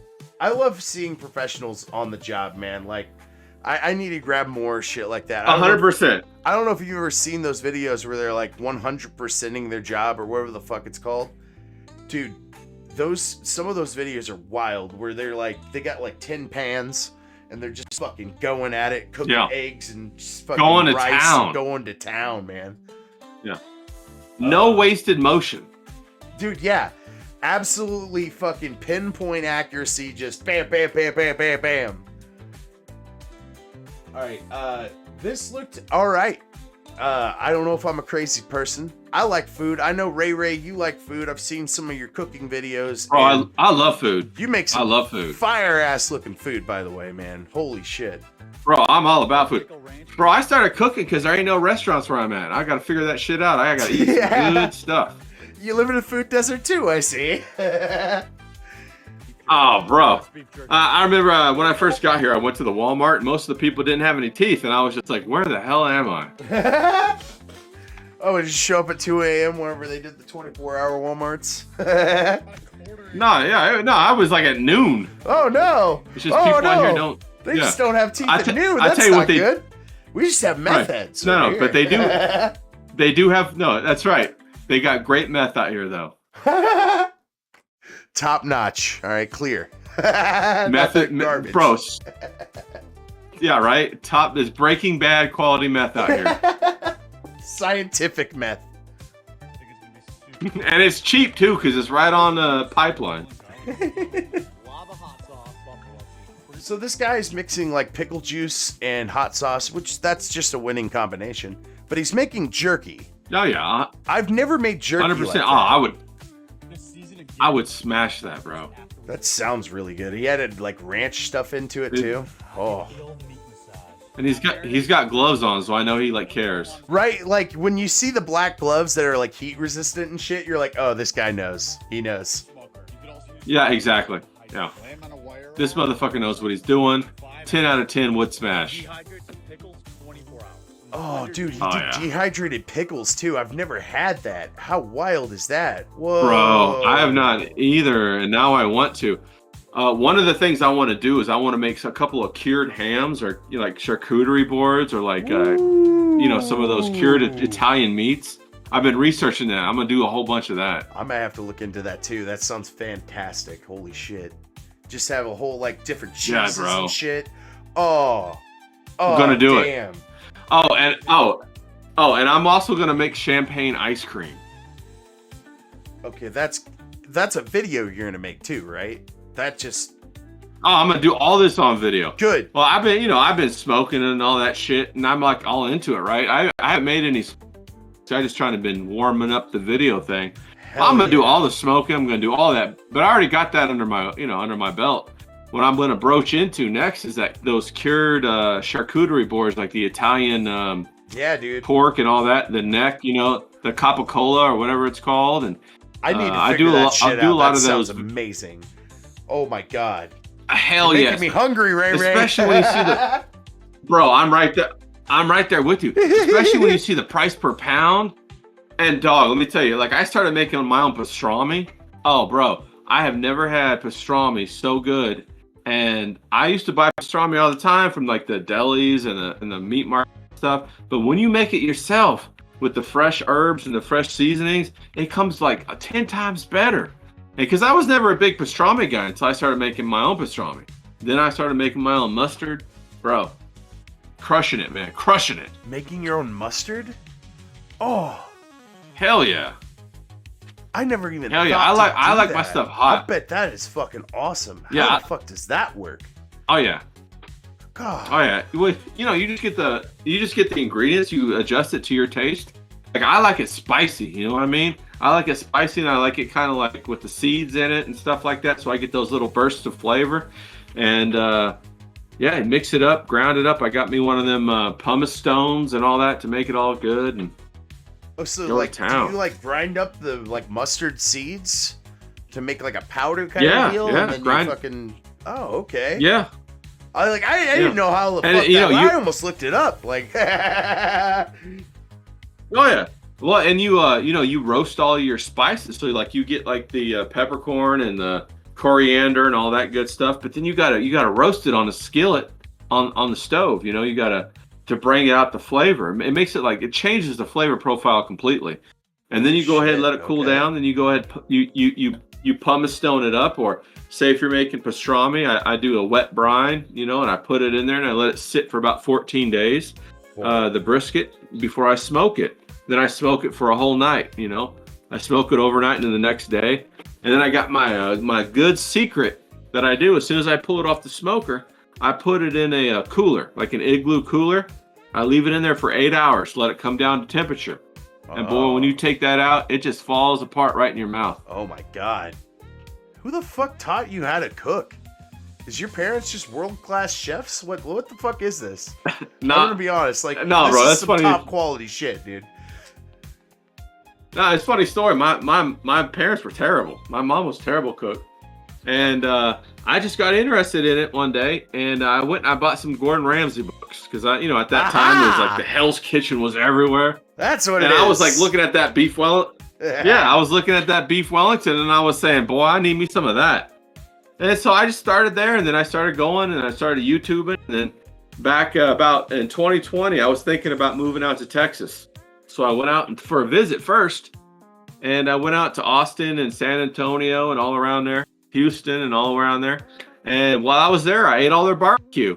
And I said, hell, I ain't moving out here, but I'm taking start doing that in my house. So then that's when I started smoking. Hell yeah! And I started doing all kinds of smoking. And yeah, and I started trying to do it. I fucked up a lot, but then hey, I got pretty good at it though. I tell you that. And I want to buy me a big ass offset smoker and pull behind the truck. And I want to start like going places and having get-togethers and smoking out. Oh yeah, dude, that'd be awesome.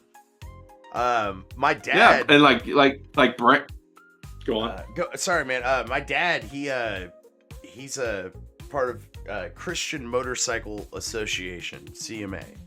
And the local butcher shop in my hometown is like one of the presidents of that. And he like gets work from this guy and shit, and like free meat and shit. Oh my God. Tell you something. Bro, you're killing me, dog. He has this fucking like right now I'm trying to find a place where I can. That smoker is fucking awesome. It's a pull behind smoker, and it's in the shape of a train. That's what I'm talking about. And it's a huge fucker, dude. Wow. That's the kind of shit you were talking about, yeah. Yeah. You could throw like 10 or 15 briskets on there. Oh fuck yeah, dude. He makes some fucking fire ass ribs too, dude, and pulled pork. Oh man. We actually had that butcher shop for my wedding whenever I got married. I had couple bites of pulled pork, and then I had to do fucking pictures and all that other shit. had it all in your teeth. That's awesome. Best jerky I made by far. God damn. Okay, so boy, that looks good. I make some pretty good venison jerky actually, and it's a family recipe my dad gave me, and I don't know if his dad gave it to him or what, but it's like the most fire ass shit, man. You don't taste no gaminess at all.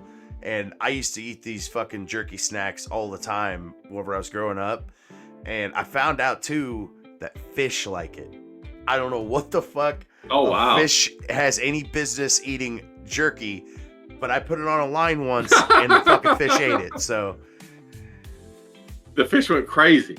Dude, that's fucking awesome. Crazy shit, dude. What, dude? Do you make it seasonally, or how do you make the venison jerky? Yeah, I try to go hunting, and if I can't get a deer, people know I make jerky, so they just like bring me some deer, and they're like, make me some jerky, and I'm like, yeah. Do you do that in the fall, or when do you do that? Yeah, in the fall and winter time, kind of Christmassy kind of thing. I make some potato candy, and I make some jerky. And that's my dish. I might have to. I might have to tap you on your shoulder and buy a little bit off you. I'd love to try some of that venison jerky. Dude, I'd send you some, no problem. Yeah, fire. Yeah, but next time you do it, let me know and I'll need to order some. I have a segment on my channel here that I call Tripe. And I play this Simpsons clip. I don't know if you've ever heard of the Simpsons clip. I'll just play it real quick. They can't seriously expect us to swallow that tripe. Now, as a special treat courtesy of our friends at the Meat Council, please help yourselves to this tripe. It's where Lisa goes, "You don't expect us to swallow this tripe." And Principal Skinner's we're gonna do the tripe. So this is the tripe segment. It's AI hell, man-made AI horrors from beyond comprehension. So today's the big day. What do you think your house will look like? Oh, fuck, I fucked up the video. That's all me. My bad. So today's the big day. What do you think your house will look like? According to my grandpa, it's a hellhole. What's the According to my grandpa, it's a hellhole. first thing you're going to do when you get home today? Watch the whole season of Love Island. Again. Are you excited to finally meet your brothers and sisters? I mean, I'd rather This is be an crazy. only child, but... Yo, dude, AI is getting wild as fuck. I watched an AI podcast on the show once for the tribe segment where it was a dog and a baby interviewing each other. That's the weirdest shit ever, man. Yes. So who's Like, I got a question because you're a real artist, and there's a big debate going on right now about technology in art. Do you believe that AI, at any point, given to any certain person or whatever, would be ever considered real art? Or do you think that humans have to have a bigger hand in the art process before it's considered to be real art? That's a great question. I want to talk just briefly about what is art, right? Yeah. For me, art is a discussion with the creator. And so every artist has a discussion with the creator, and the product that they make is the artwork, and it's a reflection of that discussion. That's a metaphor. So in that sense, AI will never be able to make real art, quote unquote, because it's never having a conversation with the creator. It's creating a product to please an audience, whereas a real artist isn't trying to please an audience. A real artist is aspiring to something within themselves, that they're talking to something of creation, like beyond people. They're trying to conduct like a conduit, some sort of message or emotion or meaning about the human condition or the human understanding or something along those lines. So that conversation is never going to take place from AI. Number two, AI in itself is something that has to have stolen the artwork of people before it. Bingo. Before it could even create artwork. So without that database of artwork that it stole, it basically augments that to cobble together some form of product that it gives you to please you. And thirdly, there's this concept about rate of return. You can get a language model, large language model that can be 75%, good. And then in 5 years, now it's 80% good. In 10 years, it's 95% good. Well, that last 5% from 95 to 100 might take 100 years, or it might not ever get there. Yes. And that in between those final percentage is what we as humans interact with on a higher level. So Yes. Will it be able to make funny, consumable videos? Sure. Will people be able to make larger movies utilizing AI tools? Sure. Will AI replace people in their conversation with creation? I don't think that'll ever happen. Hell yeah. See, I wanted a real answer from you, and I figured that you would, that was another thing I think I heard from one of your videos, actually. Fuck. I just caught it. I caught it. I knew I fucking got it. God damn it. But yes, AI, in my opinion, is just a calculator. I'm still good at math. I know what 2 times 2 is. It's 4. But Sure. calculator, man, I can do 2022 times 4. Yeah. So in a way, it's just to expedite stuff, make stuff a little faster, etc., etc. So the thumbnail, for instance, right? I used AI to remove the text, his arm, and then I used AI again to remove the background off of your image. But then I old-fashioned shaped the head. You can kind of tell.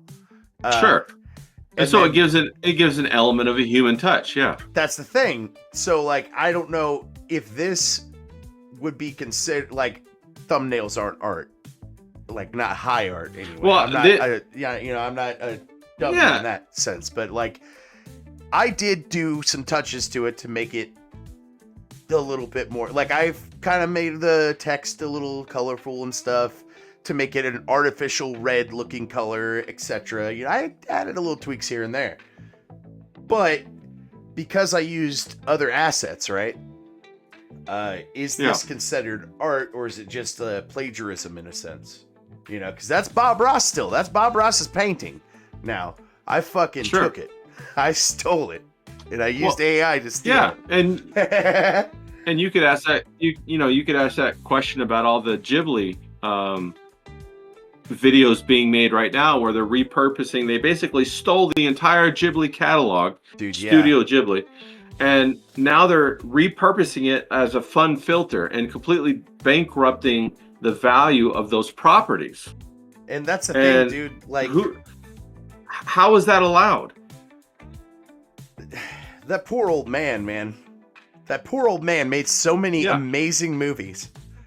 Artful food in anime. If you think of food in anime, it's Ghibli. It's no other fucking bullshit. Yeah. You know? And it's just like, that one hurt, you know? And you know what's evil? I don't think that... You know what's a little evil about this AI thing? Because I've been keeping an eye on it on my program here. The founder of OpenAI, I love to fucking say this fact too and spread this fact as much as possible. This squirmy little fuck believes in AI gods. And that's why Elon Musk didn't want to work with him anymore. Right. Well, that ties back into the Metropolis movie in 1927 that we just watched. Yes. That's actually the other thing too is they just sold OpenAI just sold itself to the government for $1. I don't know if you saw that. It sold ChatGPT to the government for $1. Yeah. Ain't that a little fucking screwy? But let me make one point. Sorry, man. When you're talking about AI you're good. When you're talking about AI making art, you are considering that there's no deception involved in that equation. And my argument would be that it is all deception. Mm-hmm. And it is doublespeak. Like when they're trying to sell you almond milk, why do they call it milk? Because they're trying to deceive you to make you think and have the saying of acceptance as if it were right. It's just chemicals, bro. It's chemicals. If they called this like chemicals, you wouldn't drink it. But because they call it milk, you consider drinking it. It's the same way with AI. And if you're unfamiliar, I know you're not. I know you're familiar with it. But if anybody's unfamiliar with the term doublespeak, they better educate themselves because that's what proliferates all of these concepts like AI, this vague concept of art that just hangs out there like it is this nebulous concept that anybody can poke into and push anywhere. And that's not true. It's not like that. Exactly. And also, if you guys still think AI is like cool and smart and stuff, think about this. It hallucinates a lot. Now, what the fuck is that shit? They literally call it, that's the technical term, they call it fucking hallucinating. What the fuck is that? Is that like Spirit in the Machine shit? Are we just summoning demons? Is this fucking squirmy dude summoning his AI god and it's actually the fucking Antichrist? What the fuck is this? Yeah. And a more, it's true. And a more, rubber meets the road example is that they use AI to predict how thin to make motor shafts and how thin to make fuel pump valves so that it fails in your Toyota Tacoma just after the warranty expires. What the fuck is that, bro? Dude, the planned obsolescence started right after and then this is a weird timeline to base it off of, but I like technology, so that's why I've followed this AI shit. And there's something about technology. It's always fascinated me. I always believe too, technology is a neutral thing. It's never good or evil. That's why it's so fucking kind of dangerous, you know? But like, Yeah. it's got a fucking sidetrack there. I'm sorry, man. I got all sidetracked. No, you're together. I 100% got right. lost there, but like, No, you're yeah, 100% right. It's bad, man. Like, technology is not good or evil. However, let me ask you this question: how come all of our products have degraded as tech has increased? that's what it is. Okay, planned obsolescence happened because they didn't want. Okay, their excuse was they didn't want. Well, we don't want batteries to blow up in your phone. That's where this shit kind of started. Is that and the nuts and bolts? I don't know if you noticed, but nuts and bolts have like decreased in like quality in the past 50 to 75 And the steel years. has decreased. And the steel is fucking 100%. yes. And It's weird. Yeah. It's and weird. during Obama's first term, they paid $4,000 to people to turn in their used cars and destroy the engines by pumping silicone into the engine block. I heard about And they that. paid them $4,000. If you go back and Now what the if you hell go back is and that? Google that, so to get rid of all the combustion engine because they want to push everybody to electric, and electric is shit. Yeah, just fucking idiocracy. Just for prime example, why they want you Yeah. to have an electric car, they will just shut it off, Yeah. and then everybody will rush you Yeah. and bum rush your car and blow it up. Yeah, and then what they're going to do is they want to push all of the electric cars to be public owned. They want to make dude, yeah. everything public transportation. They want to make you have to have an Uber license to be able to ride an Uber. Wasn't it the World Economic Forum that was like, "Oh, you will own nothing, you'll have nothing," and That's the exactly bugs? that's exactly who it was. That's exactly Charles Fucking creep. Schwab in the World Economic Forum. Yeah. That's Yeah. the thing too. So this They have to look brings us back that to the point. goddamn creepy, you know? That guy looks like fucking, he's like a villain. Like, he looks like a CEO He is that a villain. would be a villain. You know, like, why is it that Right, and- obvious, you know? Like, he's been fooling everybody? It's- This it's- old fucking asshole? No, he's not fooling anyone. The whole point of this is to create a psychology that they can shape, a fear. That's the whole point. Everything that they do, that we see, that they put in front of us, is in order to shape the consciousness of society at large. Lord Navasa in the Twitch chat. What's up, Nev? He said, gotta love cash for clunkers. I think that's what you were referring to there. That's what it Yeah. was. Yeah, that's what it was. Or God, dude. cars for kids. Dude, cars for kids? What is that? But- what? Hang on, what? Yeah. If you do a deep dive on that, on where the money goes for cars for kids, you're gonna, you could be surprised. I just wanted to play this dumb clip of the car because they just shut off his car, and that was their whole point. Yeah, that's right. And that's what would happen. The fucking Yeah. FBI, the ATF, whatever three-letter organization's gonna come over there and waste your tax dollars to blow up your car. Yeah. Or just similar in Minority Report with Tom Cruise when he was in, Yeah. Fuck, dude. There's so many movies that was just like, hey, this is coming. Watch out. Yeah. Right. Social Scared programming. Darkly. Right. Was one. Right. And Yeah. it's weird too. Yeah. I don't know how you feel about Alex Jones, Ray. I liked the guy for a good while, right? And then all of a sudden, he's just like sucking Trump's dick. And it's like, oh, dude, come on now. You got a little bit more integrity than that, Alex. Come on. I know the fucking courts have smacked It's you the down same- since Sandy Hook, but you got to get your balls back, buddy. It's the same story with Jesse Ventura, Dude, yeah. the governor, I'm who actually went all sponsored by pro-vaccine. I'm sponsored by Are that you? guy. Technically, but I don't shill the Okay, thing because we'll- it's stupid. We'll No, pull it back. no. Don't pull it But back. you get what I'm Ray saying, though, right? You tell the people what happened. Didn't he like give his vaccines to his kids after saying he didn't believe in them and shit? Yes. And then they fucking, I don't know, Yes, croaked or yes. whatever? Yeah.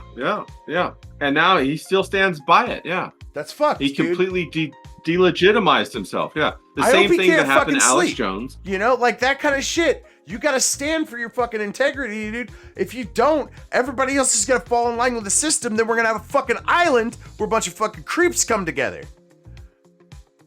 Yeah, and are you going to be happy in your $100 million mansion, knowing that you killed your children? Right? Like, how much fucking money Hell is it no, gonna take, man. asshole? What the fuck? Yeah. Like, hey, I'm all for having good things, but you know, the things that are valuable you can't buy. No shit, dude. I might fucking have like $10 in my account by the end of the month, right? I get paid once a month, but it covers all my shit. My fucking kid doesn't have to worry about going hungry, and everything's fucking solid. And I think that if I can keep that going until this bitch is paid off, I could pay off the rest of the shit. So go to buy me a coffee and all the links are in the description. If you want to buy me a coffee or buy me some donations and stuff, if y'all want to do that, it's not required. Buy Professor Grass a joint, man. Come on, guys, support this guy. I need to switch that to joint. That's a good idea. Hell yeah, buy him a nuggie, buy him a dab, whatever it is that you know. Oh, either way, man. Like, that's the thing too. I don't expect people to even show up to the stream, right? Whenever I started this, I was watching Cartoon Network and Adult Swim. And to be honest, Ray, I really wanted to do webcam with you, but my webcam was fucking up, so I didn't do that. I was gonna do like I have an actual lab coat I put on and shit too. I do like cannabis reviews, and nobody hardly sees my face, but I have shown my face on the channel for those who've watched the channel, you know. But it's funny because like every now and again I'll show my face on the channel and people are like, he's not a cartoon right now. What the fuck is going? Yeah. Well, we got to support good dads. You know what I mean?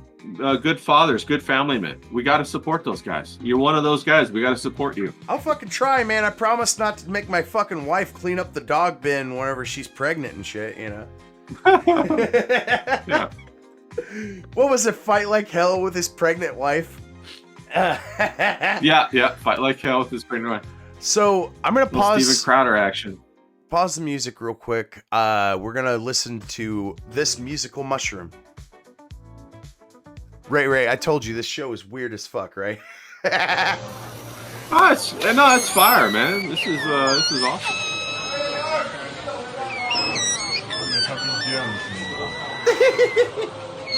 What the hell is that? Bro, I do love me some mushrooms though. How the fuck did they? That's awesome. It was like a little Chinese ditty. How the fuck did they squeaked it just right? How long did that take? How many mushrooms did they have to burn? I want to know. No, they're probably pros at it. They've probably been doing that for generations. Yeah, like it was passed down. They were just like, all right, you just have to hold it just right, and if you tweak it just like this. This is the special mushroom or whatever. Yeah. You probably got to soak it with water first and then do it or something like that. I'm assuming so, yeah. So there's like a little area between to where it can kind of vibrate. They got the whole process. It's wild they got shit, the whole process down. That's fire. Okay, gotta pause it again. I am on YouTube, and if I'm on YouTube, I might get copyright struck because this kid, bro, I love this song. Is so goddamn good. My name is Harry, and I'm 10 years old. Yeah, this is good. I heard this before. This is fire. Dire Straits. Oh, Dire Straits is like one of my favorite bands. Hell yeah, dude! Fucking intro to Beavis and Butthead. Fucking let's go. And I'm not gonna use a pick. Well, I love that. Their Tunnel of Love song is my favorite. They got Mark Knopfler's got a fire solo in that. Yeah, it's pretty good. Towards the end, bro, it just drives me crazy. Oh man! Get it, kid! Look at his face. Yeah! Tapping that little crock. That's what it's all about, right there. Look at that, dude. That is pure fucking joy right there. That kid, bro, he's got like, that lime. Yeah, that lime green. Yeah, that's fire. Hell yeah, dude. And that's such a good melody too, man. Oh yeah, it is. Money for nothing. That's one of the best guitar like riffs. The intro. Oh, dude. So much electricity there. So good.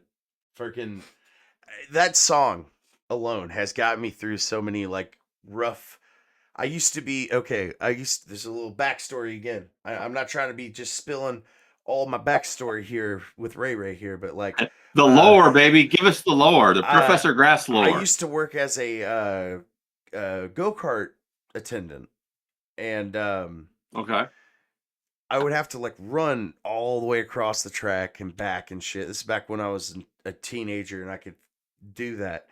And I remember that this song would come on the radio. We had this shitty beat up radio that my buddy brought in, like this little tape. I don't know if you've ever seen one of these. It's a auxiliary cord that goes into a tape, and you can put it into a tape player, and you can plug it into your phone. Yeah, I've seen those. We had one of those down there, seen those. And my buddy would play different music, and Money for Nothing, man, would get me fucking going. I would be like going, get you fired up. Oh, dude. Especially before they changed it. They changed it? Hang on. Yeah. What the fuck is that? Yeah, they changed the word. They changed the word fag in it. They did? Why? Yeah. But I don't know. They made a big deal about it back when they did it too, and they but changed. That little faggy, he's a millionaire though. Fag. He's a millionaire though. Like that's right. Well, they changed it. They changed. Oh, they changed it to Joker. That Joker, he's a millionaire. Oh, that's gay. That's really. That's what I'm saying. Do. That's what I'm saying, man. That's how you fight back against that shit too. By the way, you just go, no, that shit's faggy. I don't play that. Shit. Yeah, exactly. Facts. So this is a very sweet video. This is Green Pill. We like to grab very sweet, wholesome videos sometimes too. I'm a custodian, so this hit a little bit extra hard. These 4th grade kids all came together to give a special gift to their favorite cleaning lady.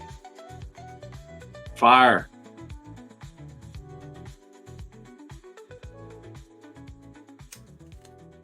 Oh, that's awesome. It's so sweet.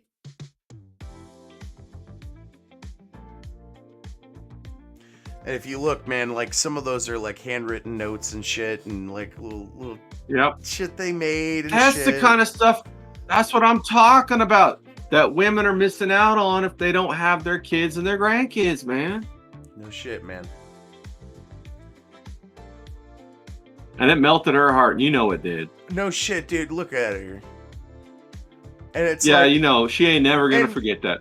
And think about this, dude. This lady probably already had her kids. They're already grown and stuff. They're already out of the house. She's got an empty nest at home. She comes to work and stuff just to kind of keep going. And then these kids come up and they surprise her. Like, that is a absolute fucking green pill to me, man. Yeah, that's a banger right there. Yeah, that's fucking cool. And it's an older looking video. I try to grab, if I grab shit like that, I try to grab older looking videos. Because these newer motherfuckers will be faking shit. They're sanitized. Yeah. They're faking They're sanitized. It, or yeah, it's all staged. And And Virgie likes to call it fake and gay. Everything's fake and gay, right? And I didn't understand what the fuck he was saying exactly when I first heard him, but like, everything is. It sucks, man. You can't go fucking anywhere to get anything new without it being fake and gay. Switch 2. Fake and gay. Yeah. Oh my god. Bro, the Switch 2, is that not the biggest clusterfuck in the world? Oh. Mario Kart? How do you mess that up? They fucking are charging more for Nintendo Switch 1 accessories because they're compatible with Nintendo Switch 2. That's terrible. Oh, and then they blame Trump for tariffs. What happened to Nintendo, bro? What happened, man? The seal of approval fucking they suck so bad now. Man, it's bad. They used to be great, man. What happened? I used to be a Nintendo kid through and through, man. Fucking Donkey Kongs, Zeldas, everything, man. Same. And then like yeah. I remember actually watching your video. You were talking about this fucking little Cartman kid that you knew that had all these video games hoarded and shit. Man, I'd be the fat kid fucking sharing the video games with everybody because, like, that's fun, man.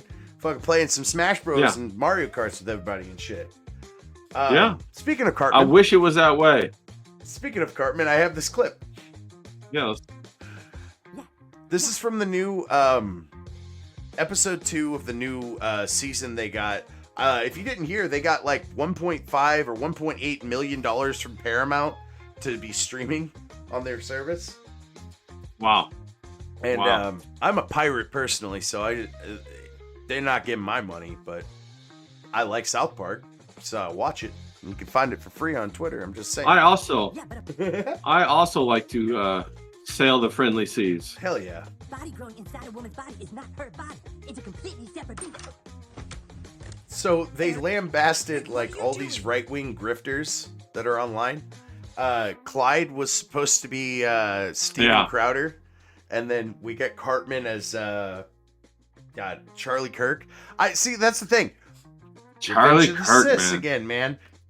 They were like a safeguard against all these grifters around me, because like I watched them first, and then all of these fucking people were around him, and Mersh and Royce are just like, no, that guy's fucking gay. You can tell that Nick Fuentes guy, he's totally gay.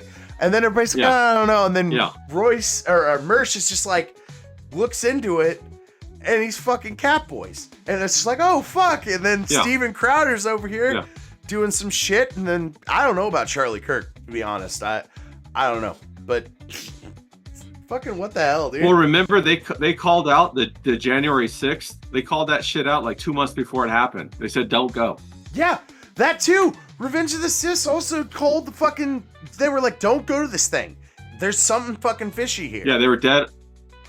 They were dead on about it, yeah. Completely. And COVID. They were fucking dead on about COVID too. And it was kind of scary around that time because I was still a custodian and the schools around me shut down. But luckily my boss was kind of based and was like, nah, you guys can come in still. So we were just fucking sanitizing the whole school during COVID. And it was like an extra long summer with no kids. It was very weird. But that is crazy. We were like the only district within like a couple of like towns over that was actually still open. And again, man, that's I could be crazy, man, but that could be Christ fucking helping me out there, man. Like 100%. We'll take it. We'll take it. I'm gonna take that one. I'm gonna take that one as a win. That's a W right there. Oh, I didn't see he flipped him off. I thought he was a good sport about it. What the fuck? Nope. It's like they got the verse right. Oh, well, I didn't hear that part. Yeah. I am not a fan excited of that about fella. that guy. So like, what the hell is that? So he like spouts like Bible verses, so he's a good guy? No. It's all a one-way street. No, all a one-way street, bro. That's not how that shit works. You see, in the Bible too, Christ says something about people that will say the things. They will say the things that you enjoy and that you think are right and just in the world, but they won't mean these things. That's right. And their God and their prophet is not Christ. Yeah. That's what I believe in that situation. But this guy, 100%. This guy doesn't know what personal space means. This reminds me of The Wire. I've never actually watched that, and I need to, because multiple people have said it's good. You gotta watch it. Mersh has said it, sang its praises, and I haven't watched it yet. Bro, it's up there, like almost, right there with The Sopranos. All right, yeah, and that's the thing too. My dad watched Sopranos, and I bought all of the box sets so I could do high streams on The Sopranos, and I haven't had a chance to do it because I had to unlock my Patreon. But that's going to happen one day, and then I might try to do The Wire too, because that's I've never heard. Dude, you gotta do The Wire. It's so good. The Wire is so good, bro. Is it just like about prisoners? I don't know anything about it. No, it's about the drug trade in Baltimore, and it's about it's a cop story, but it tells both sides equally about the cops and about the drug guys. And you follow the characters for 5 seasons. and how they come in and out, and it's just the writing is so good. You know, have you seen True Detective season 1? No, I don't think I have. Oh, that's another one you have to watch, bro. God damn it! But there are certain there are certain shows where the writing is so phenomenal that like anything else that you watch is like pales in comparison. You're like, bro, this is art. You know, Hell The Wire is dude. one, True Detective season 1, The Sopranos, the first 4 seasons of Ray Donovan are really good. Ray Donovan. All right. So I'm writing this shit down, man. I'm pinning this down.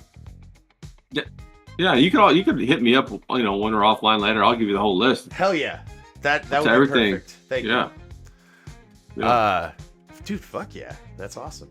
All right, I gotta switch because like we were kind of talking back and forth, so I went back to that. I made a separate screen. You can't see it on your end on Discord, but the folks at home can see it, and it's like an interview screen. So I switched back to that for a little bit. Let's see this guy. Bro, you smoking a black in his face, bro. Yeah, this dude is like smoking a blunt in this guy's face, being an asshole, pretending he's not there. Bro, he's been here longer than you have, bro. Bro, he's been there longer than you have, bro. You need to move along. You need to move aside. Say on God. You need to move aside, bro. You're smoking a black in his face, bro. Hey, say on God, he's been here longer than me. Yeah, dude. Nobody wants your fucking backwoods in their goddamn face. Get the fuck out of here. I swear, bro. He's literally gotten here. Yeah. He was up here before you got up here, bro. I got shit to do, bro. Please stop smoking a black in his face, bro. Literally, this guy's just like, dude, I'm just trying to do my transaction. Please leave. Please get out of the way. This is called fatigue. Fatigue right here. Thank you. Fatigue of what, Ray Ray? Say it. This is cultural fatigue. Urban fatigue. You like that? I like urban fatigue. I love that, actually. It's a very vibrant fatigue. No, I don't need that. That's him. That's Very vibrant. Woo! And there it is. Bro, you paused that perfectly. Crack! God damn, dude. your torture food. No, I don't need that. He's That's like him. asking for Lucy Yeah, cigarettes and shit. This guy doesn't even know who the fuck he is. I think the guy did him a favor, really. Yeah. Oh! God damn, you can hear it snap. Yeah. A little neck adjustment right there. God damn, dude. And He's a chiropractor. you remember earlier I said I retweet these. All I said whenever I retweeted this on my account was be polite. Facts. Just be polite. It's not fucking rocket science, man. It's not like we're like smoking a bong with our grandma while the duck watches in a pond or anything. You know, that'd be weird. Bro, but I it love is ducks. a gravity bong. So behold gravity. Behold gravity in all its glory. I do a dumb little thing where I play Millhouse doing the gravity. Bro, it's not dumb. I love Millhouse. I man. love Simpsons, man. Yeah, I love Millhouse. I don't know what the fuck. I seen this. I never grab like people. Bro, have you smoking tried that weed stuff? But like, I've done gravity bongs. I've never done like a big gallon thing of that. That's crazy. That isn't that like a 2-gallon jug or 5-gallon that's jug like right there? That's like a Colgan fucking water jug. Like, Yeah. You got a big old boy. Bro, she getting so high she turned to Asia. She got the right hat on. Dude, fucking 30 minutes later. Exactly. She's out. K the fuck out. She's out. I tell you All what, good. that's not Having a a good- bad time though. Having a good day. Yeah. No, having a good day right there. Listen, man, there ain't nothing better than like kicking back, having yourself some good barbecue or meats or whatever, and then partaking with people you love. Hell That's yeah. that's fantastic. And that's the thing, dude. I found out after I started smoking weed, man, and I'm not trying to like whatever out my parents or nothing or whatever. But it turns out my whole family is a potheads. And I didn't know that. Bro, how'd they hide it from you? How fucking You cool just is slow that? on the uptick? No, yeah. How fucking neat is that? I was just like, the whole time I would watch like stoner comedies and shit. Like I love Bill and Ted Bogus Journey and shit. We got a free Bogus Journey disc and a Pizza Hut once. And I fucking loved that movie and shit. And I watched the older ones and shit after I found out there was other movies and whatnot. And then like... Yeah. I didn't know they were stoners. The whole time when I was young. Oh, yeah. And then, like, I grow up. Well, of course not. You're young. You don't know that. Yeah, I grow up and stuff, and my parents kept me away from all the stuff and everything, you know, like responsible Man, parents. good on your parents. Turns out, though, Good my on 'em. uncle and my other uncle both grew really good weed plants. So did my dad. And then, like... That's what we're talking about. They were all, like, 70s stoners and shit. And then my mom also, like... was around that shit too, so like they were all stoners. Everybody's a stoner in my family, and I didn't know. And it was weird because like I like came home one day, and my dad was like, "So you smoking?" I'm like, "I don't even smoke. I don't know what you're talking about." He's like, "Your eyes are like bloodshot red, dude." And I'm like, "All right, yeah." And he's like, "That's fine." He's like, "Just try not to do a bunch of crazy shit," basically. And I'm like, the weed helps my he's pain. like let me give he's like let me give you the good stuff though, okay? That's essentially kind of what he did. He's like, yeah, so you got a good dealer? And I'm like, all right, yeah. And he's like, what about this? And it was like a little cheaper. And I was like, no way. And he's like, yeah, I know a couple growers actually. And I'm like, what the fuck is this? You're not telling me all this shit. That's what Pops is all about right there. That's what Pops is all about. That's just what I'm talking about. It's right crazy there. That's awesome. too, because like looking back too, it turns out my dad doesn't smoke a lot of weed anymore. I guess like he slowed down a whole lot whenever he had kids and stuff. But like every now and again, he would like to check out the stars. Yeah, sure. Why not? And why not? That is such a cool little thing that my dad, I guess, did. And I didn't know that's what he was doing one night. I came out and he was like looking at the stars and I seen smoke come up. And I thought it was just cold outside. That's funny. You know? And it's just like a little thing I'll always remember. My dad. So you're remembering. That's hilarious. Yeah. But Ray, we got really hungry earlier. That's awesome. But I tell you, dude, this guy is a professional. And I've seen a couple of videos of these motherfuckers like cutting shit up, cutting ice, doing samurai swords, and fucking making drinks. Fucking, this show is wild. But this is I love that. I love that stuff. Oh, bro, wasabi's my jam. Dude, hell yeah. Dude. I love wasabi. And I hate to pause it again, but like, I used to work at Sonic for a while. And I was a fry cook at Sonic, and I also kind of ran some orders every now and again or whatever. But like, I came in one day and I was stoned as fuck. I had made my own edibles, and the edibles were fire as fuck. I made it through. I put it in a crock pot and put some butter in there and infused my butter, and then I fucking put it into some ooey gooey butter cake, and. God damn, that fucked me up so bad that I had to munch. And the only munch I had was this fucking thing of wasabi peas. And I ate that whole fucking thing, and Ray, I couldn't taste for 2 days. That's hilarious. It was bad. So do you like wasabi now or no? Oh, I still love wasabi. It did not ruin it at all. But like, goddamn, don't ever eat a whole jar of wasabi peas. It will fuck your world. That's rough. That would be rough. That would be rough. And I've never seen a wasabi plant too. That looks fresh as fuck. That's cool. Bro, wasabi is actually really hard to grow. What is that? Yeah, it's a root. It's like horseradish. But you have to grow it in a shallow stream that has continuous flow. So they actually have like all of these smooth stones that they put into a stream, and then they grow the wasabi as the stream moves over it. And it's very difficult.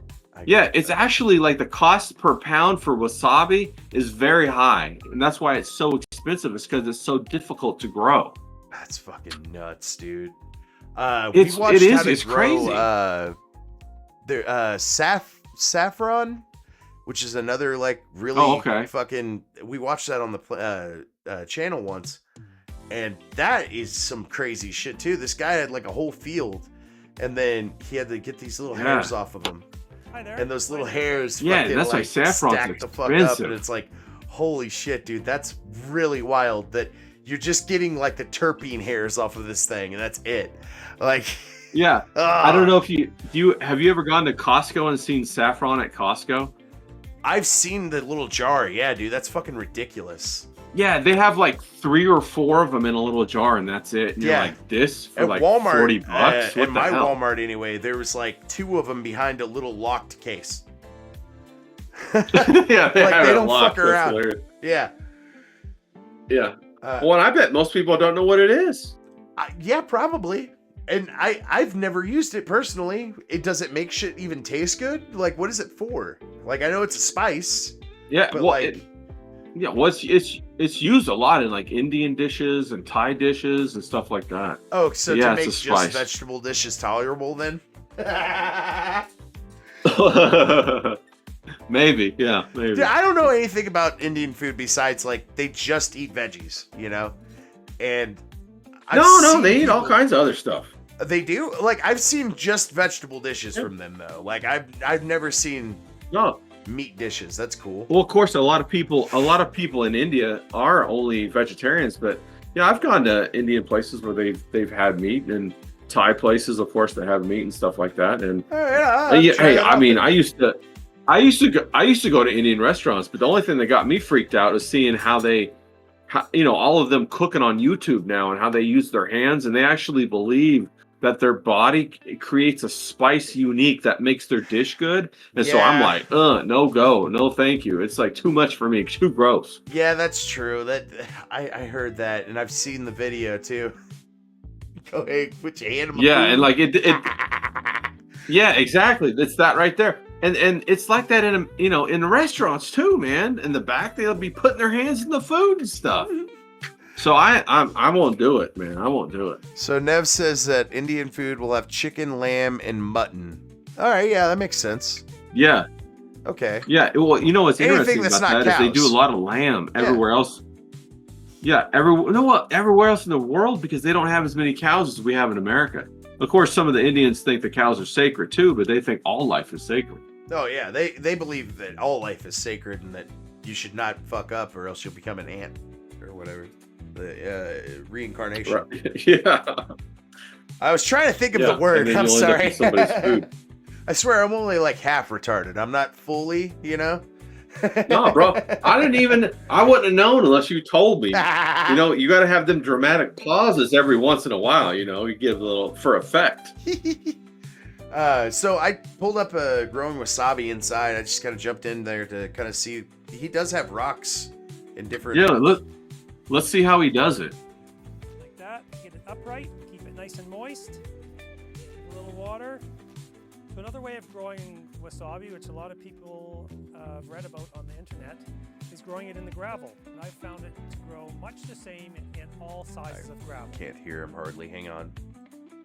There we go. The only thing is, but yeah, there's something about it has to have like a flow of water over its roots or something in order for it to grow. It's so weird. When growing in gravel, okay, so it's just like pot then.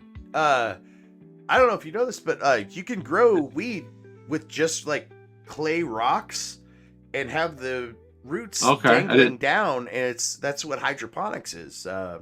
You can also have like a fish tank down there to feed the roots system and stuff, and the fish will like eat the algae. No, I've seen those. All this other shit, but like there's also just some that just steam it, or steam. They mist it rather, not steam. Yeah, you don't want to steam your roots. It mists it and keeps it wet, and that's Bro, all you should really make a shirt. You should make a shirt that says "Don't steam your roots, baby." Don't steam your roots, baby. I would create a bed between 5 and 7 inches thick. I'm not even to that point where I'm even thinking about merch for my channel at all. because like I'm just like a dude doing a show, and I want to be doing that for I like hear a you. few years, and then eventually get money set to the side that whatever, you know, and then maybe be able to do it. Like I'm getting kicked out of the fucking Rumble partnership program because really, for what? Just well, because you talk about marijuana? No, it's not that. It's I suck. I don't get enough people. You have to have 10 people in here at once on Rumble to do an ad read, and they've made ad reads required now for the partnership program, so they don't want to pay Professor Grass anymore. Because I'm not going to do that. I'm not going to sit here and every time I get 10 people in the chat over on Rumble finally to sit there and bore them with a fucking ad read about fake fucking testosterone pills or fake gold that fucking AI Trump is shilling and shit. Yeah. You know? Yeah. 1775 coffee, all that good stuff. Yeah. So, like, I don't know, man. Rumble's cool and all. Because, like, if you're not wanting to make money there, you can just do whatever the fuck you want, you know? And rely on tips. But, like, and you can say whatever you want, but, like, nobody sees you. And I think I'm finally figuring that one out a little bit. I also have a Twitch and YouTube, but, like, I still stream on Rumble Studio. I might have to change that if I get kicked out of that partnership program. I don't know. Yeah, man, just make up a 30-day challenge for yourself about, you know, like whatever goal that you want to be, and then, you know, tinker with it until you get it. Yeah. That shit works, man. I'm telling you. That setting yourself up, say, hey, I only got to do this for 30 days, and what I don't know what your goal is, and just say I'm gonna, you know, do something different every day to get closer, or to change, or to experiment with that goal. Hell yeah. And it really works. And the reason why it works is because, you know, a lot of times help comes from places you don't expect and you never knew, and it makes all the difference in the world. Yeah. Yeah. Fuck, dude. That just makes all sorts of fucking sense, man. Oh, okay, yeah. Well, I used to be one of these kind of... Okay, sorry, man. King Yeti. Oh, is that what that is? In the chat, aquaponics or fogponics. I think I was talking about fogponics, where they just like fogponics. Fog the fucking roots and stuff. Well, I do know. Yeah, and there's a lot of plants, pineapples especially, that get watered through water vapor instead of actually watering the roots. Oh, so is it just like on the outside of the plant, like the fog? I think so. Yeah. That's kind of cool, dude. Plants are fucking neat. That's the thing too. When you start growing shit, whether it's onions, potatoes, fucking whatever, you just start to think, wow, I produced this. I actually grew this into something. You know, it's impressive shit. Right. You control your own world, and that's what I really like about it. I love systems. You know, I love figuring out systems. And that's a major reason why some scientists actually believe in God too, is that they found that there's just systems in place for everything. And if there is a divine creator that created everything, he would make systems to play out the things that he needs done, you know? And it's kind of wild because my science teacher actually explained that in a way too, where it's like, that's kind of what it is. It's God made this evolution system to where it'll work this way. Just to show you, I grew this plant, my first plant ever, Andorian ale, and I harvested it today, actually, and it's over there drying right now and getting ready to cure. I was just excited about that. I wanted to show you the fucking fire ass strain I grew, and it's good. Yeah, it looks great, man. It smells so good. Yeah, when you can like tap into that passion and that genuine desire, that's the fuel that changes your life, man. I'm serious. Oh, dude, yeah. And it's wild too, because like I still have like a little bit of rage issues and stuff, but I'm gonna credit to you, man. Like, I kill people. I don't kill people though, man. I don't. I try to be good about that. I'm just pop teasing. off on I'm motherfucker teasing every now and again, you know. Mersh explained it like a fucking steam pressure release valve, and that's the perfect fucking explanation. Never heard anybody else explain it that way. But like, it's true. It's true. I do have a little bit of rage issues, but man, I credit to you, man, that ever since I tried to, and I haven't been painting because I ran out of paint. I need to buy more paint. But ever since I started trying to paint, it's calmed me down a whole fucking lot. And yeah, it does have that effect. Yeah, because I carve out a little time for it. I fucking think about what I'm gonna do. I paint it up. I did that one. I put it in your Discord there where we went to the zoo and my daughter was standing in front of this like butterfly thing. Yeah. And I remember that. Yeah. I wouldn't have been able to think of that like on myself, you know, like, but we took pictures at the zoo and I was like, I gotta paint this. And there's another picture too on my phone, and I don't know how the fuck I'm gonna paint it, but there was this like solution they had in the water to try to restore the water in this this area in the zoo, and they didn't have any animals over in this area. It looked kind of looked like they put like detergent in it. It was like separating and swirling, and I got a good picture of that, and I'm actually wanting to paint that too. Because it just looks wild as fuck. Yeah, man, that's perfect. And yeah, it's fucking neat, dude. Keep doing what you're doing, man. I really hope that you do. Well, I appreciate it. Awesome. I appreciate it. It refines your mind. You know, it's not really about the product that you produce. It's about the it's about how you have the intention, and that intention changes you as a person. And that's what it's about. So too many people feel bad because they don't paint good or whatever, but it's about that intention. It's about that 30 minutes, and it's about how it impacts your psyche. It refines you and it changes you as a person. And the reason why I picked 30 days is because after 30 days, you're a different person. You have that new pattern in your life after 30 days, and it's achievable. Hell yeah, dude, yeah. I can't even, like, there's sometimes when you say shit like that, I'm like, that just makes so much sense. How did I not, like, think of that one, you know? And that's why I like talking to you, man. That's fucking awesome. Yeah.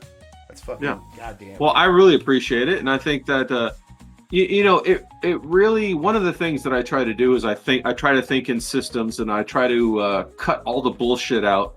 And cut to the elements, you know, cut to the core, put your finger on the nerve, and just say those words, you know. And I think that that's so important. And as men, that's how we talk. That's how we communicate.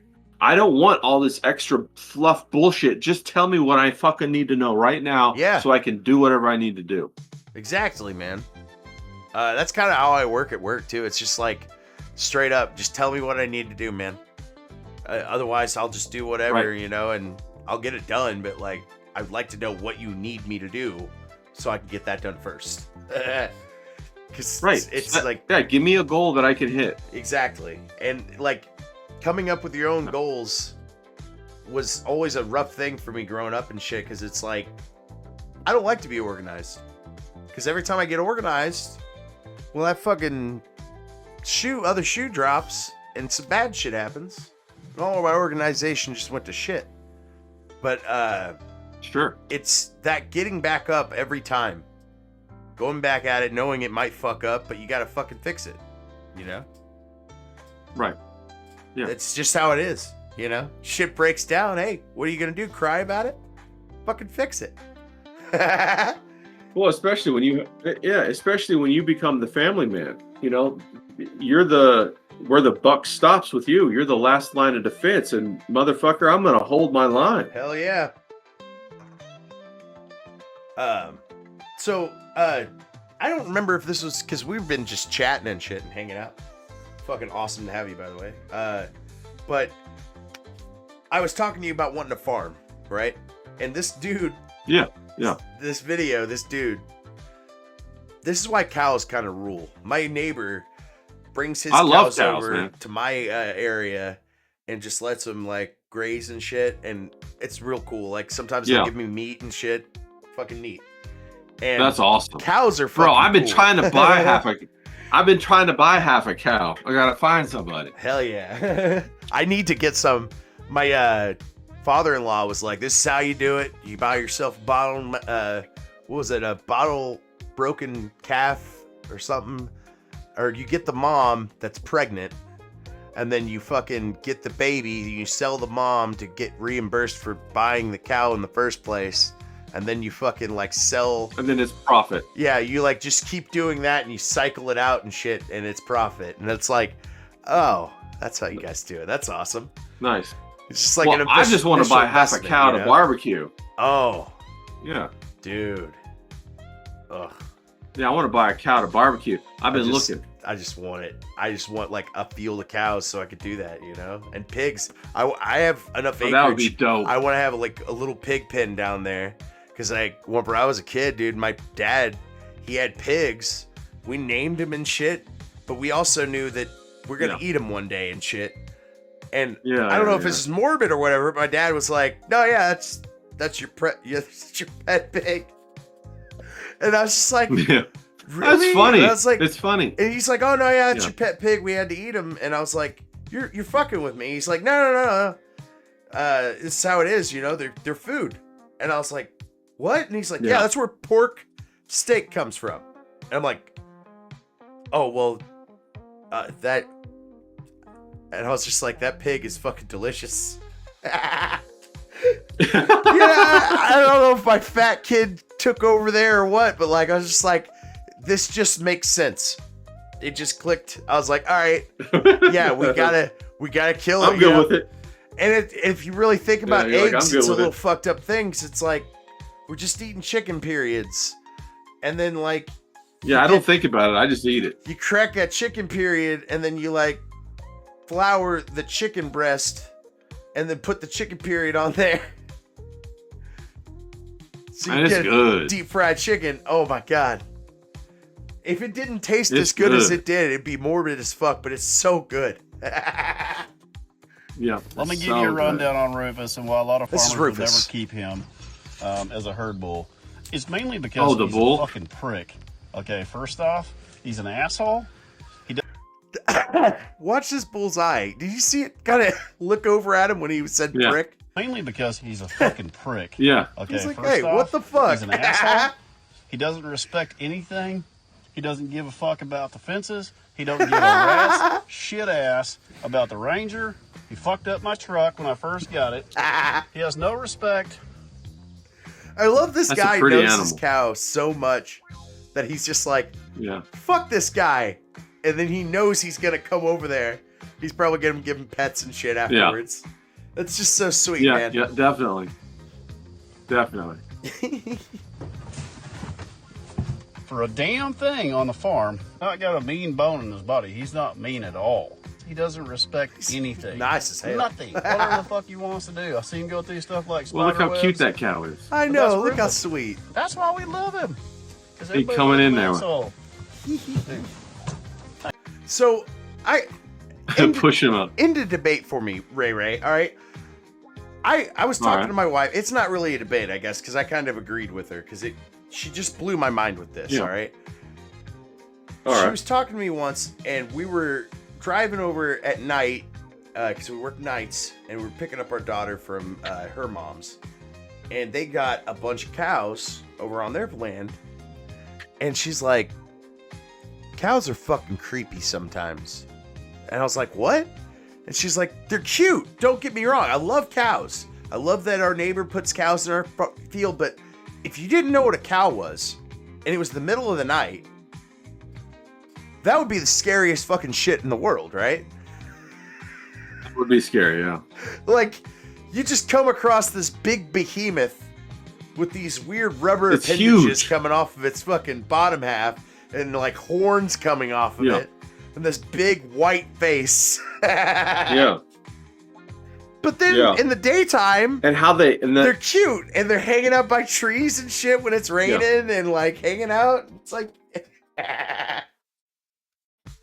yeah, and they're like when you hear them breathe, they breathe deeply. Yep. And it's sad too because like I didn't know this until my neighbor brought his cows over and shit. My wife grew up on the farm and shit her whole life and shit with her dad. And turns out the noise that cows make, that, you know, that's the mom getting separated from the baby. Oh, okay. That's fucked up. That ruined it for me. Yeah, that's pretty fucked up. That kind of ruined it for me a little bit. That would ruin it for me too. Like, oh, damn. I'm sorry why to ruin it for you. That? I'm sorry to ruin it for you, but it was ruined for me too. Yeah, why you gotta pop my cherry like that? I'm sorry, man. Because everybody loves an asshole. Because, like, you know, in the distance, you're like, oh, yeah, it's cows. It's cute. But then, like, you think about it, it's like, oh. Yeah. Hey. Yeah, damn it. Oh, damn. He's snorting at him and shit. I feel like he understood that conversation. That's pretty cute. Rufus. Long live Rufus. Let's move on. Man, Ray, thanks for hanging out with me tonight, man. I think I'm gonna wind down here after this video. Let's see how you turn. Sounds good to me, bro. It was fun hanging out. Yeah, we've been going for like 2.5 hours actually. We covered a lot of stuff. Yeah, man. One last thing, and then we're gonna get out of here. This is fucking disgusting. Somebody smoked a steak. I've seen this. But with cigarettes. What the fuck is this? Yeah, this is Well, crazy. that valve is completely clogged with tar, so that should give you a good idea. God. Ready for the grand reveal? It's like yellowish, milky yellowish fucking. Bro, I'd have to get Mersh's opinion on that. He might like that. I don't know, man. It looks like a damaged liver. I've already watched some of it. How I get prepped for the show is I watch a video and I get really high and I'm like, I grab this. I know it's a stupid caveman. It does look like it does look like a damaged liver. Yeah. Or like a Salisbury steak in a TV dish. Like the it totally does. Ugh. Yeah, that's gross. Have you seen that dry aged like? Oh, steaks, dude, yeah, right? I've watched it on Daywave a little bit. Yeah, it tastes great. I don't know, man. The shit I've seen on Daywave, man. Like, woo. He was like, oh, dry aged for like fucking 3 years or some goofy shit. I'm like, how is that even viable, man? He's like peeling off fucking like mold and shit, and then he gets down to like a little morsel, and he's like, and then he eats it. That's the eatable steak. It's like, what's the point of that? Like, is it really good though? I've never had that before. Have you? I've never had it like 3 years. I've had it like 21 days. Yeah, I've never even had dry steak. So like 21 days is fine. I've never had that. Yeah, it tastes. Yeah, I mean, that's kind of normal. I've had dry steak. They taste great. You know, they taste tender when they're cooked and everything like that. But in 3 years, I've never seen that. Man, it's you should, dude. The thing is, just look it up on YouTube and then give it a try. Especially if you have access to the beef you have access to. That's true, bro. I'd be smoking all the time. I'd be having myself a little moonshine still out back. I'd be going crazy. I actually do have a little stream down there. I need to build a still. That'd be awesome. Bro, I'd go nuts on that. Yeah. I'm working on shit, man, but, you know, keeping the upkeep and shit. BuyMeACoffee.com/ProfessorGrass. No doubt. No doubt. It's not required, but let's get Grass nice. Let's get Grass going. Let's throw him a couple coffees, a couple joints, so he could, like, make his dream come true. Let's make that happen. God, dude, it's like,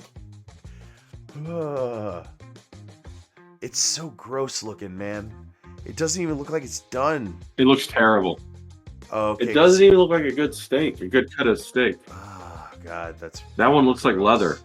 That's what I'm saying, dude. It looks like it's not done, but it also feels like it would be like rubbery. Yeah.